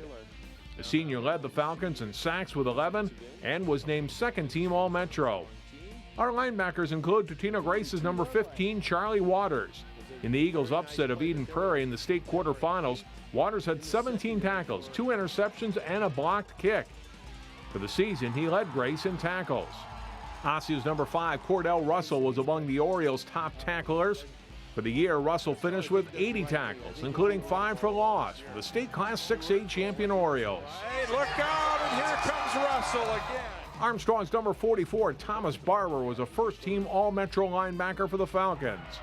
Verbally committed to the University of Minnesota, hard-hitting Barber led the Falcons with 109 tackles and was named Suburban Red District Defensive Player of the Year. Oh, and Barber lights up his future teammate right. He also rushed for 9 touchdowns on offense. Armstrong's number 23, Jack Leas, is another Falcons linebacker who could pack a punch. The senior was named First Team All-District and recorded 67 tackles and 3 interceptions for the 7-3 Falcons. Our defensive backfield includes perhaps the area's most dynamic playmaker this season, number 3, Amani Hooker of Park Center. Intercepted by Hooker.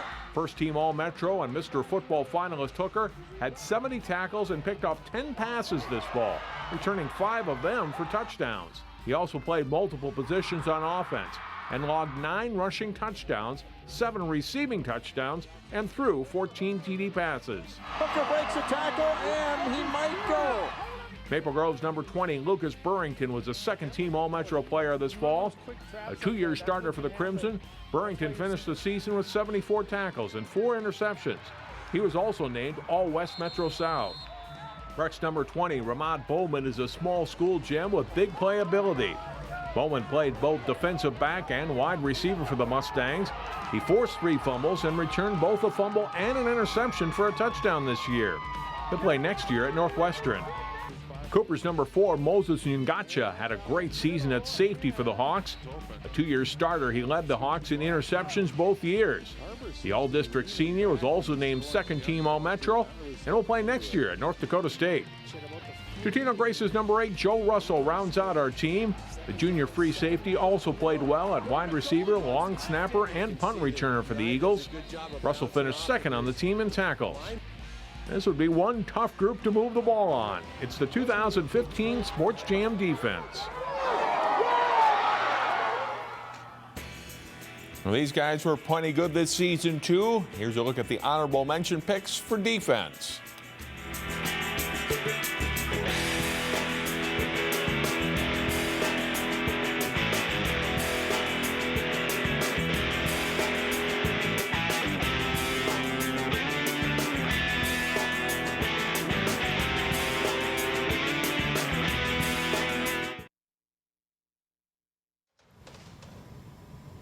Wow, these are really good. You act surprised.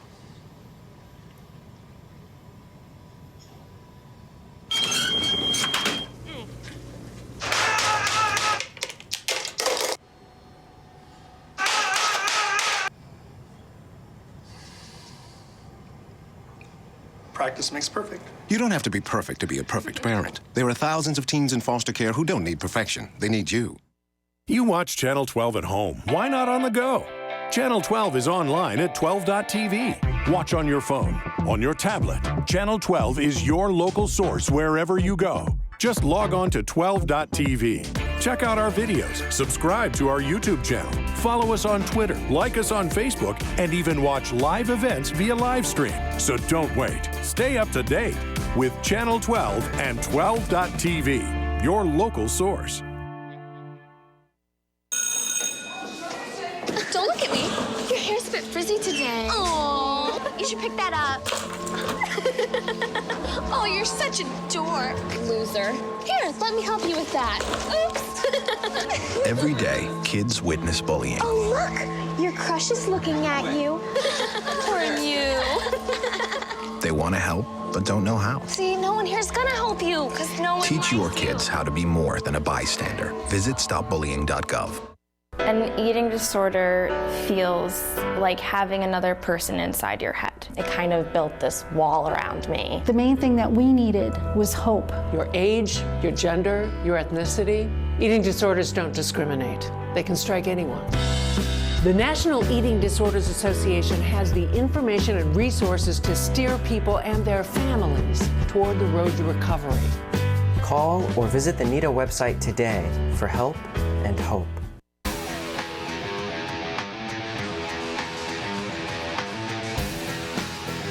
Welcome back here to New Hope Arena. 2-1 Armstrong-Cooper leading Champlin Park through 2 periods of play here this evening as we look at some highlights from our second period.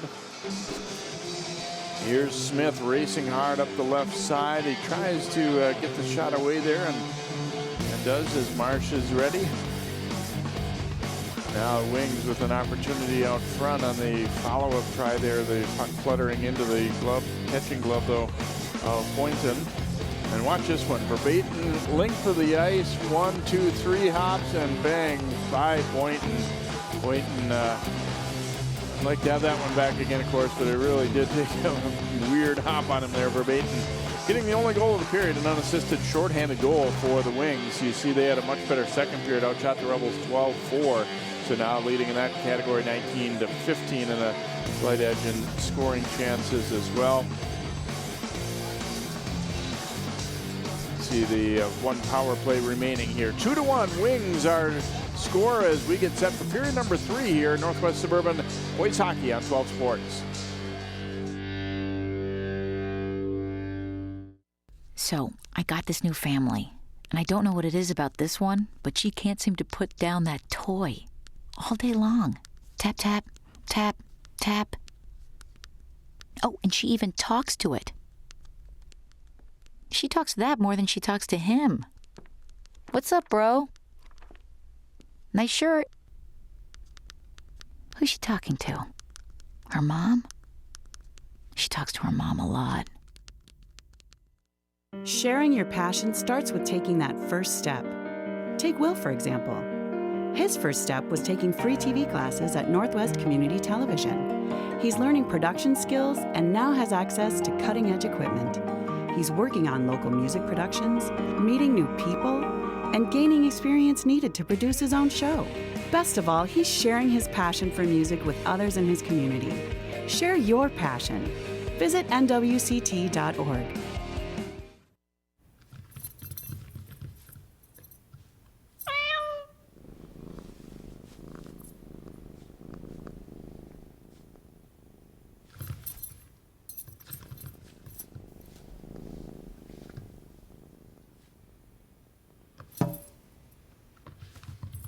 There's a shelter pet who wants to meet you. Meet one today. Visit theshelterpetproject.org. Adopt. Volunteering is more than just a word. It's a window to opportunities. Take Mark, for example. By taking free TV classes at Northwest Community Television, Mark is helping bring entertainment and information to his community, along with building a foundation of skills that will take him one step closer to his dreams. Share your passion. Visit nwct.org. Hey, did you buy something from some gaming site? What do you mean? Yeah, look, there's a bunch of different charges on here. Do you think someone stole our credit card information? I don't know. That site sounds familiar, though. Yeah, isn't that the site that Billy's on all the time? You don't think. Billy! Stop and think before you connect. Playing online is serious business. Visit dhs.gov/stopthinkconnect for tips on how to be safe online.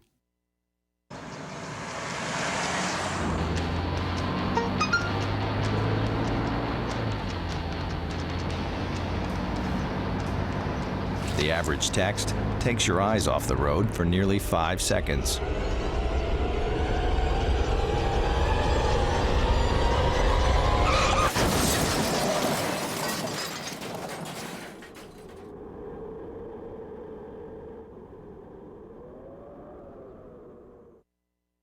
Sharing your passion starts with taking that first step. Take Lindsay, for example. Her first step was taking free TV classes at Northwest Community Television. Right away, she received professional training and now has the tools and skills necessary to produce her own show. She's turning dreams into realities right from her own home. And best of all, she's sharing her passion with members of her community and beyond. Share your passion. Visit nwct.org. Hey, did you buy something from some gaming site? What do you mean? Yeah, look, there's a bunch of different charges on here. Do you think someone stole our credit card information? I don't know. That site sounds familiar, though. Yeah, isn't that the site that Billy's on all the time? You don't think. Billy! Stop and think before you connect. Playing online is serious business. Visit dhs.gov/stopthinkconnect for tips on how to be safe online.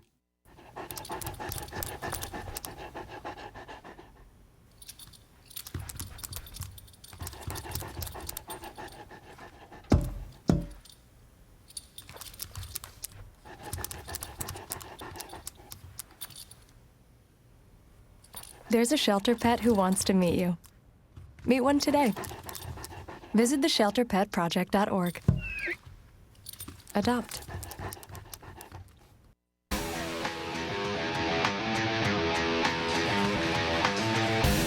Getting set for the third period here in the interesting battle between the Champlin Park Rebels and Armstrong-Cooper Wings. Armstrong-Cooper leading it 2-1. They will have a power play for 42 seconds heading into this third period. And Armstrong-Cooper getting the only goal of that second in very unusual fashion, Dan, although I thought they played a much better second period than they did first. No question about it. They were the dominant team.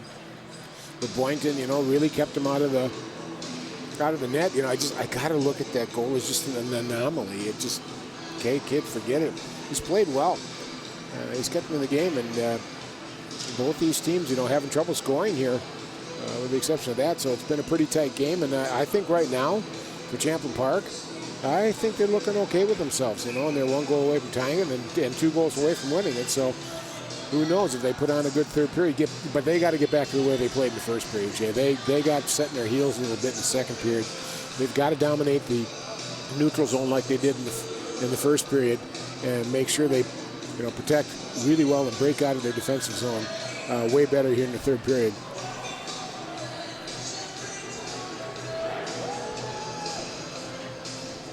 I think the one thing that helped the Wings right now is just getting a score in this power play right now. Really stick them right off the bat. That's an important 42 seconds for them.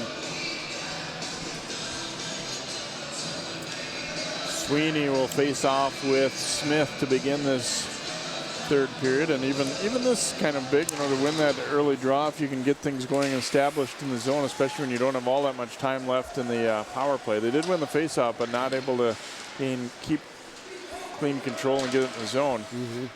Now they'll have to regroup at center, send across. Verbatim waits for his teammates to get onside and then steps into the Champlin Park zone. Evans. Fake the pass up high, now goes down low with it to Holscher. He'll circle back. Verbatim at the point. Leaving it here for Holscher. Holscher shooting.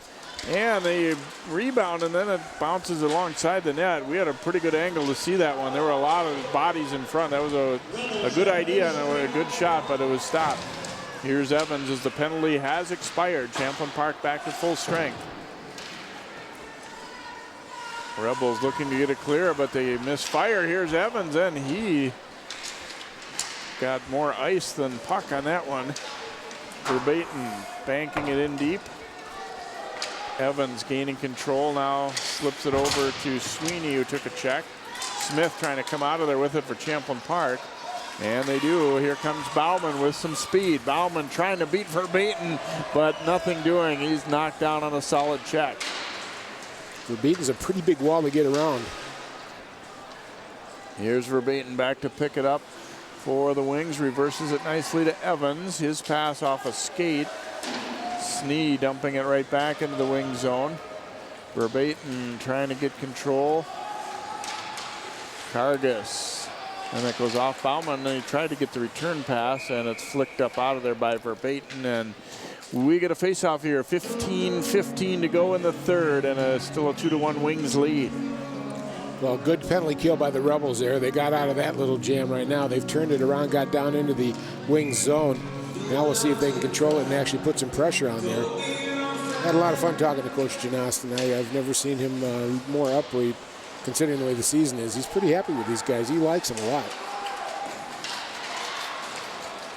Knock to the corner.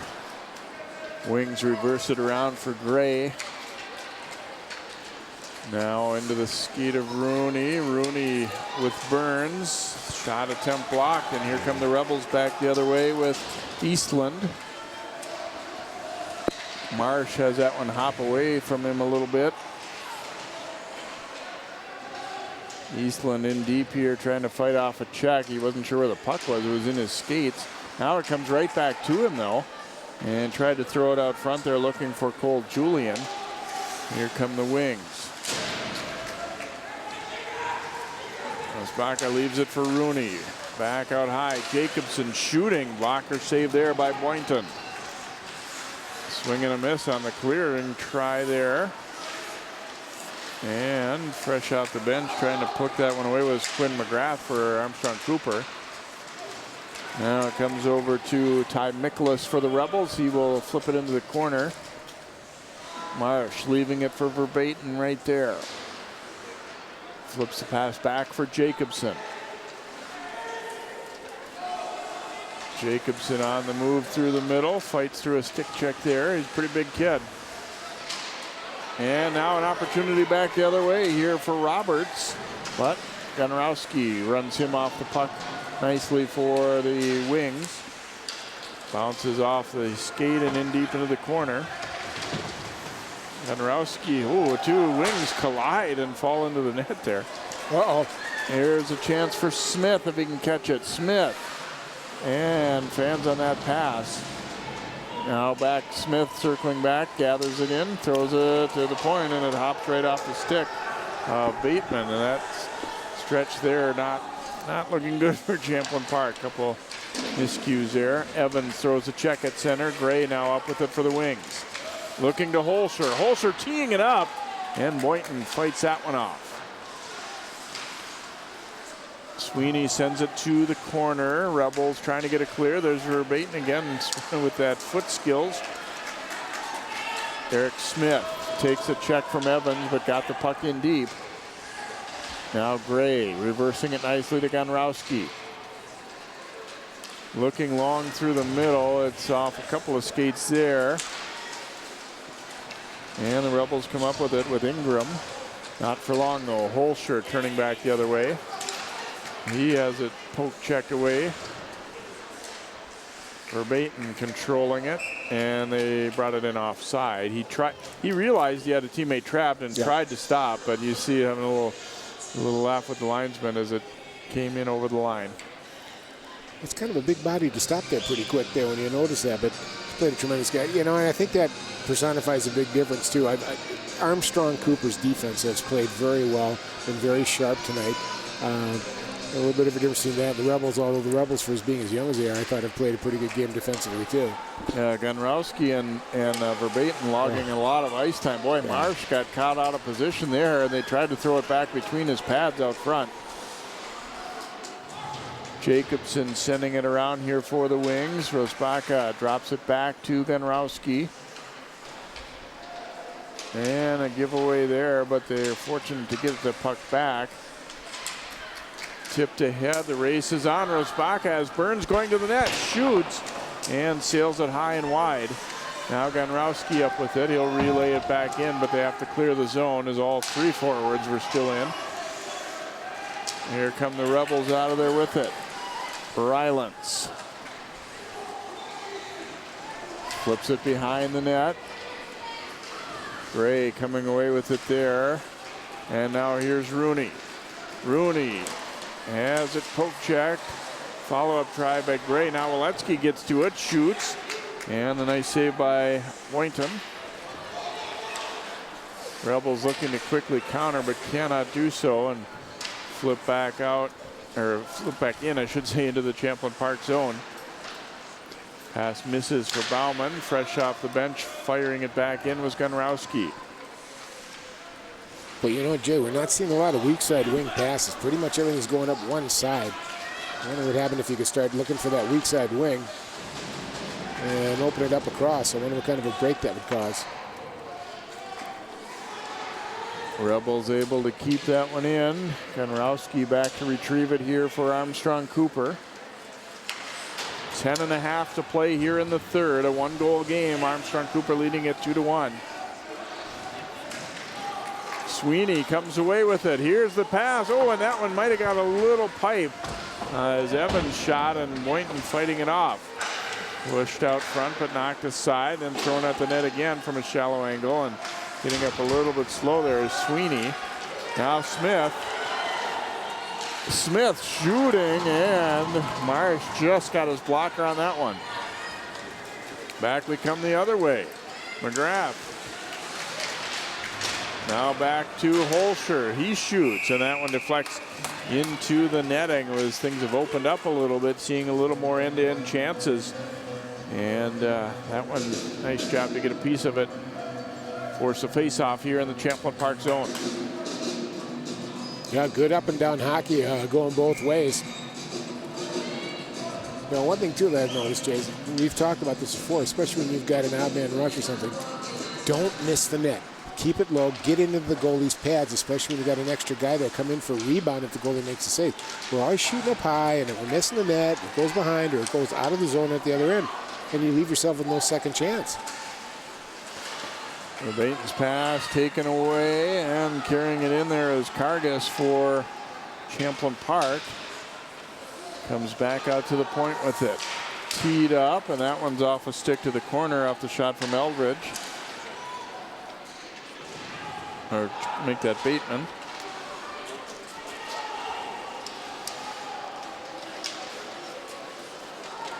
And centering pass there, puck still loose. Marsh tried to cover it but didn't get it.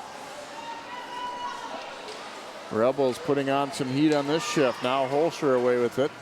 Holscher's going to bank it all the way down, and you know, you don't like to ice the puck, but they needed that whistle pretty bad, so he was willing to do it. Yeah, good sustained pressure by the Rebels. They got it in down tight too, and boy, Marsh mishandled a couple there, and it could have been bad news for the Wings.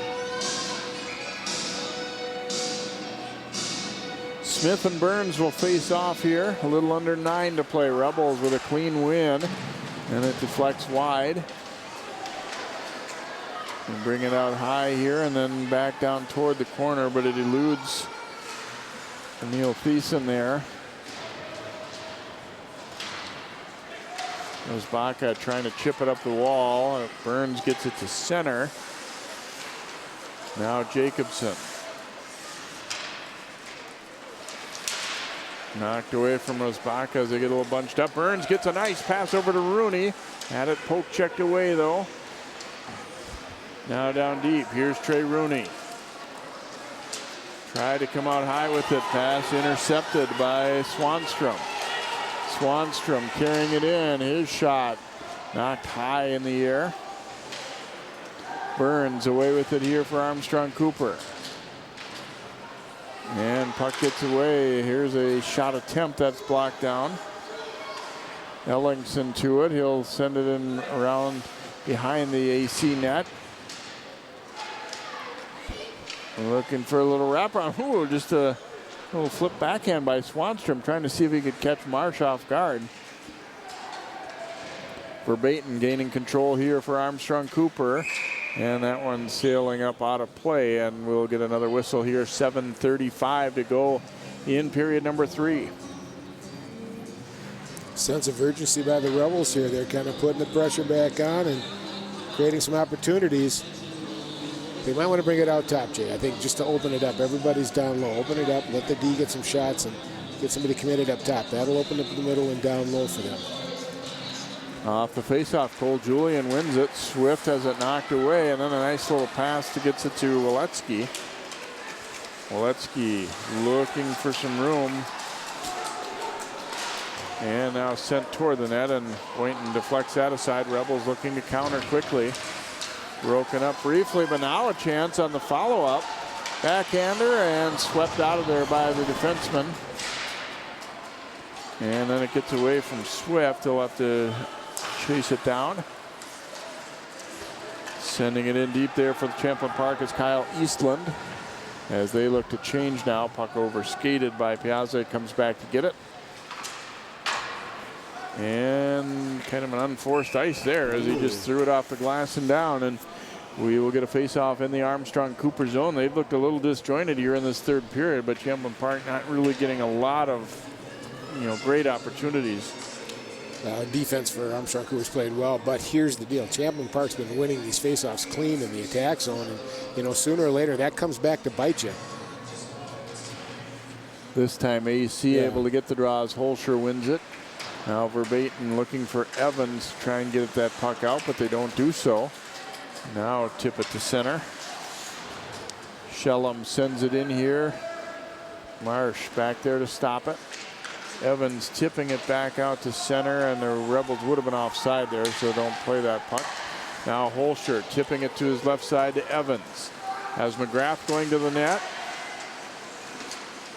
Putting it out front, trying to get it to Holscher. Now he gets it, and an arm save there by Boynton. And then played to a wide open point as they were changing. Roberts up with it. His shot is denied by Jacobson. Jacobson ends up winning that loose puck for the Wings. And they look to quickly counter. Holscher. Holscher carries it on in. He needs to get off on a change though. Baca has his pocket pick there. Kargas Denied by Burns, trying to come out of the zone. Now a shot, save, and another save on Rooney's rebound as Boynton was sharp, getting to both of those looks. And the Rebels not sharp at all. Bad turnover. Good shot right there. Don Boynton's on it. Look at how he comes across real nicely. Rooney had an opportunity there, and Boynton shuts him down. You know, just quiet, quiet, quiet. And all of a sudden, the Wings get an opportunity, and they're rifling at the doorstep. Off the draw. Wings keep it in. That shot attempt knocked to the corner.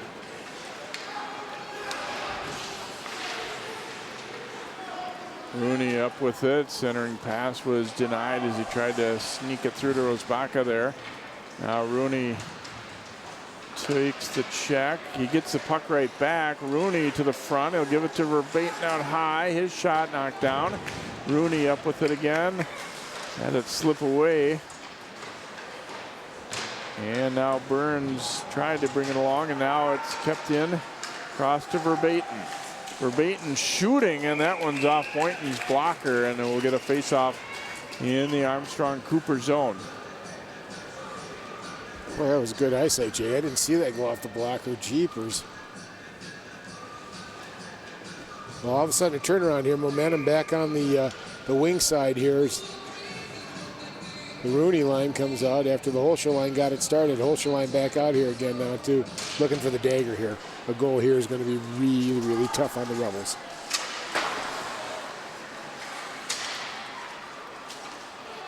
Gunrowski back to pick it up here for Armstrong-Cooper. 4:45 to go in the third, and now knocked away from Holscher, but he keeps the momentum going forward anyway. Here's Evans. Evans looking, shooting, and that one hits a Rebel and hurt him a little bit too there as Ellingson went down. Now a couple of big chops there. Evans is bumped down. And the Rebels able to break it out up their left side here with Ingram now chasing it down. Got that pass back, but a check denies the momentum there. Gunrowski trying to angle Ingram off it.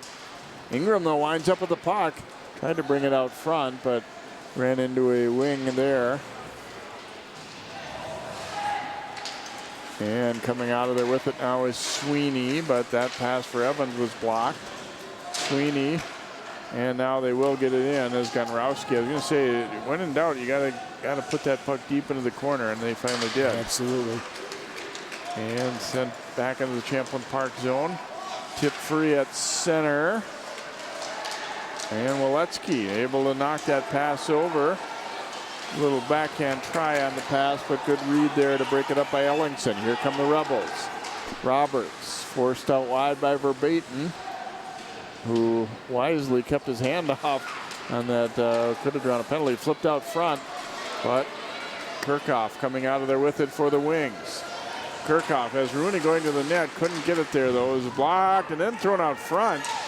And Shellum looking like he was swatting a bee that was after him there as that puck was in a dangerous spot, and he just tried to bat it out of there.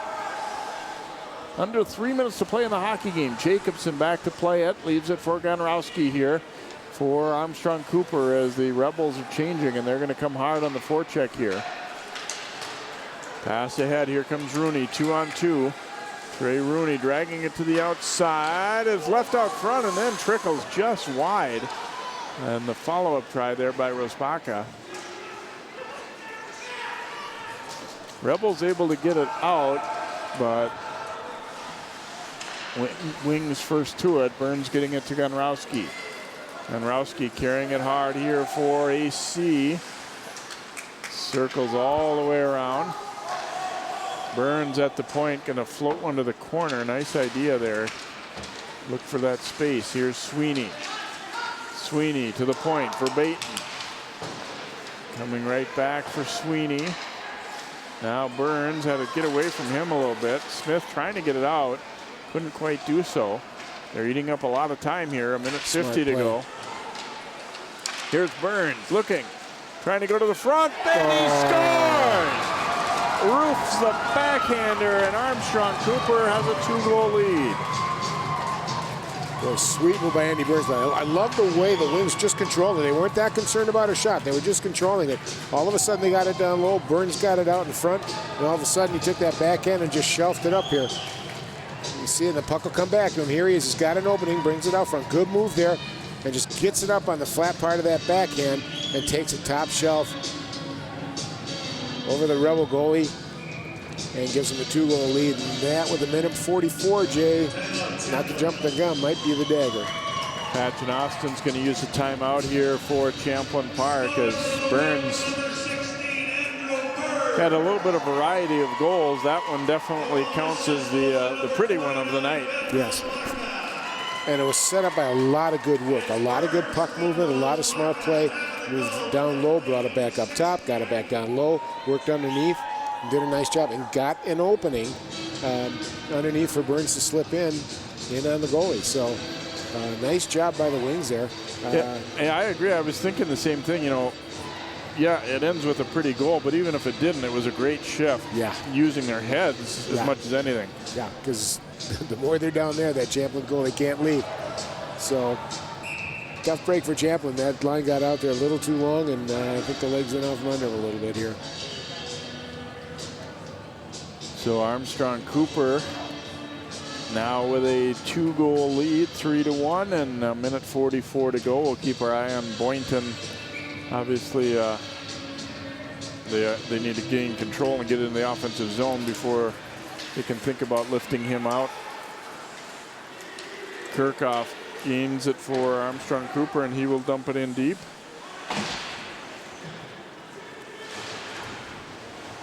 Fight for it along the wall here.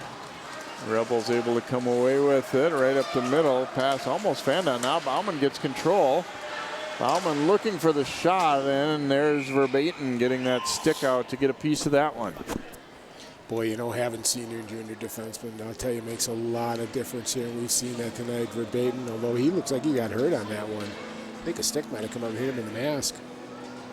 But him and Jacobson and Winoski have been just, Dombrowski have been really, really good tonight. I've just had fun watching them. They've shut down the Rebel attack.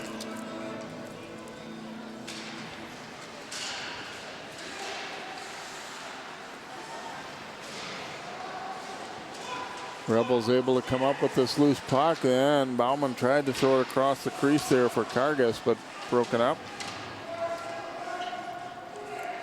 1 minute remaining in the game. 1 minute.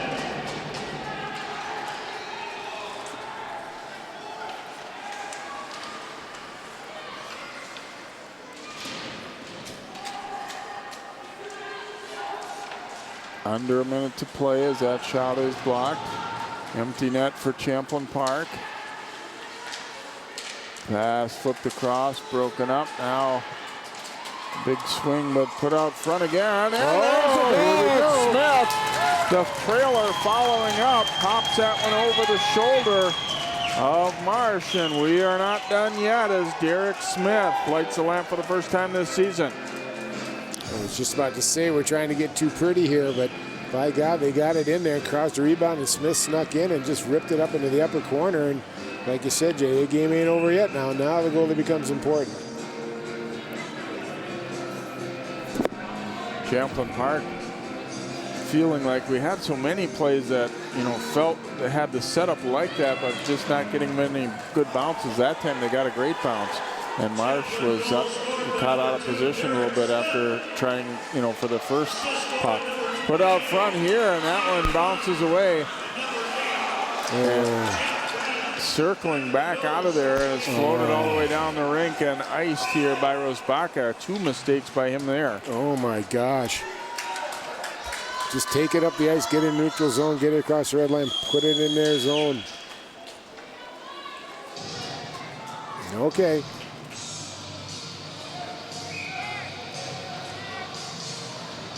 Winner of the faceoff's huge here, Jay. Huge with 11.6 left.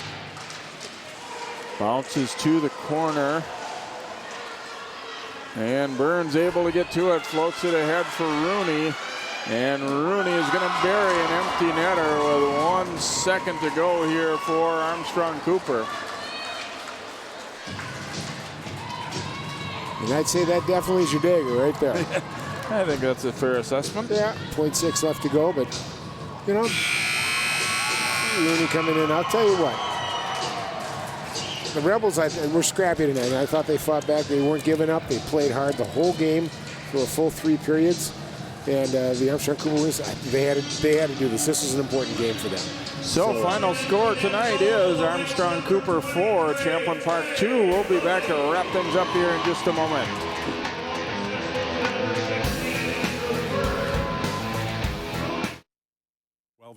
Why not on the go? Channel 12 is online at 12.tv. Watch on your phone, on your tablet. Channel 12 is your local source wherever you go.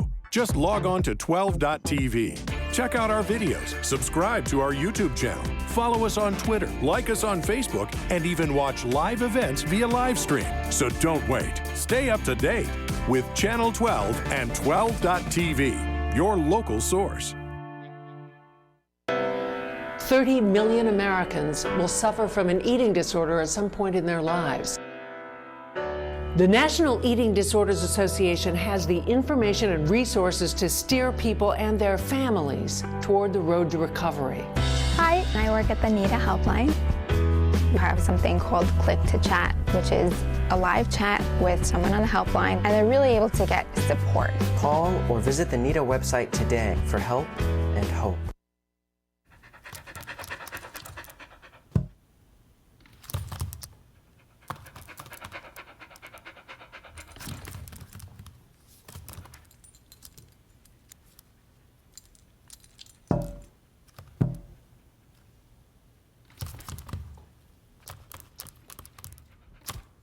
There's a shelter pet who wants to meet you. Meet one today. Visit theshelterpetproject.org. Adopt.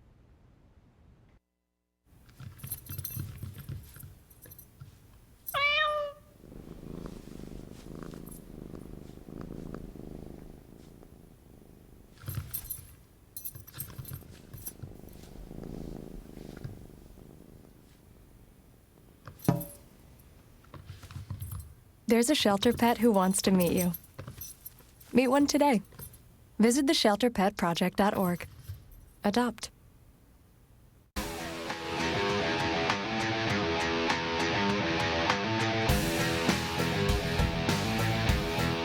Welcome back here to New Hope Arena as Armstrong-Cooper beats Champlin Park by a final of 4-2 here this evening. We're joined by a couple of the Wings players that helped to get things done this evening. Starting with Mitchell Verbaeten, and you played a great game defensively, but what a lot of people are going to remember is that goal from the other end. Talk about that play. You know, were you even really trying to get it on net? No, I think I just, got the puck from behind the net off the face-off, and my biggest thought was getting it out of the zone on the penalty kill, and got lucky. It was on net, took a couple bad hops, and just hit in the corner. I'm guessing you've never had one quite like that in your career? No, I don't think I've ever scored one from that far away. Talk about this game overall. How did you feel like you guys played, coming out here and getting a win on your home rink tonight? Yeah, the first period was a little slow for us. Our defense was a little bit off, but the second and third period, we definitely picked it up. Our power play was good. We got good shots. Our penalty kill did really well, blocking shots, and we worked hard down low, got the puck out in front of the net, and just put it in the net. You guys had a goalie making his first start here tonight. How did you think he did? And also as defensemen, did you kind of give it that extra push to help him out too? At the beginning, yeah, we did, but once he settled in, he was great. I mean, the one goal or the two goals that went in, there was nothing he could do. There were both rebounds that, he controlled. He played great. The win is definitely for him. All right, congratulations on the win here, and good luck the rest of the way. Thank you. And Andrew Burns scoring the prettiest goal of the night. Tell me a little bit about that, how you saw that play develop. I wasn't trying to do too much, just get the puck to the net. I saw an opening, and I put it over his shoulder. You guys came into this one having won the first game, but then a couple of losses against very good teams in Maple Grove and Elk River. But yeah. Even though it was a loss, did you guys gain a little bit of confidence from that Elk River game? Yeah, we thought they were a pretty good team, and 3-1's a pretty good score in my opinion. So going into a conference game like this, we knew we were going to face a little bit lesser of a team, I guess. So, we just used that hard work and put it to this one. As Mitchell said, the first period probably wasn't the best for you guys, but what did you change, or if anything, to get things going a little bit in that last two? We just continue to work hard. We got a couple bounces. We played for each other, looked at the guy next to us, and worked hard, put a couple in. That's all we could do, I guess. I don't know. All right, congratulations. Nice job here tonight. Thank you. Andrew Burns along with Mitchell Verbaten helping Armstrong-Cooper to a win 4-2 over Champlin Park. Rebels, a pretty good performance here, stayed in this one all the way through. They got that goal late to bring it back to a one-goal game. We hope you've enjoyed tonight's telecast. For Dan Ficken and all of our crew, I'm Jay Wilcox. Good night from New Hope.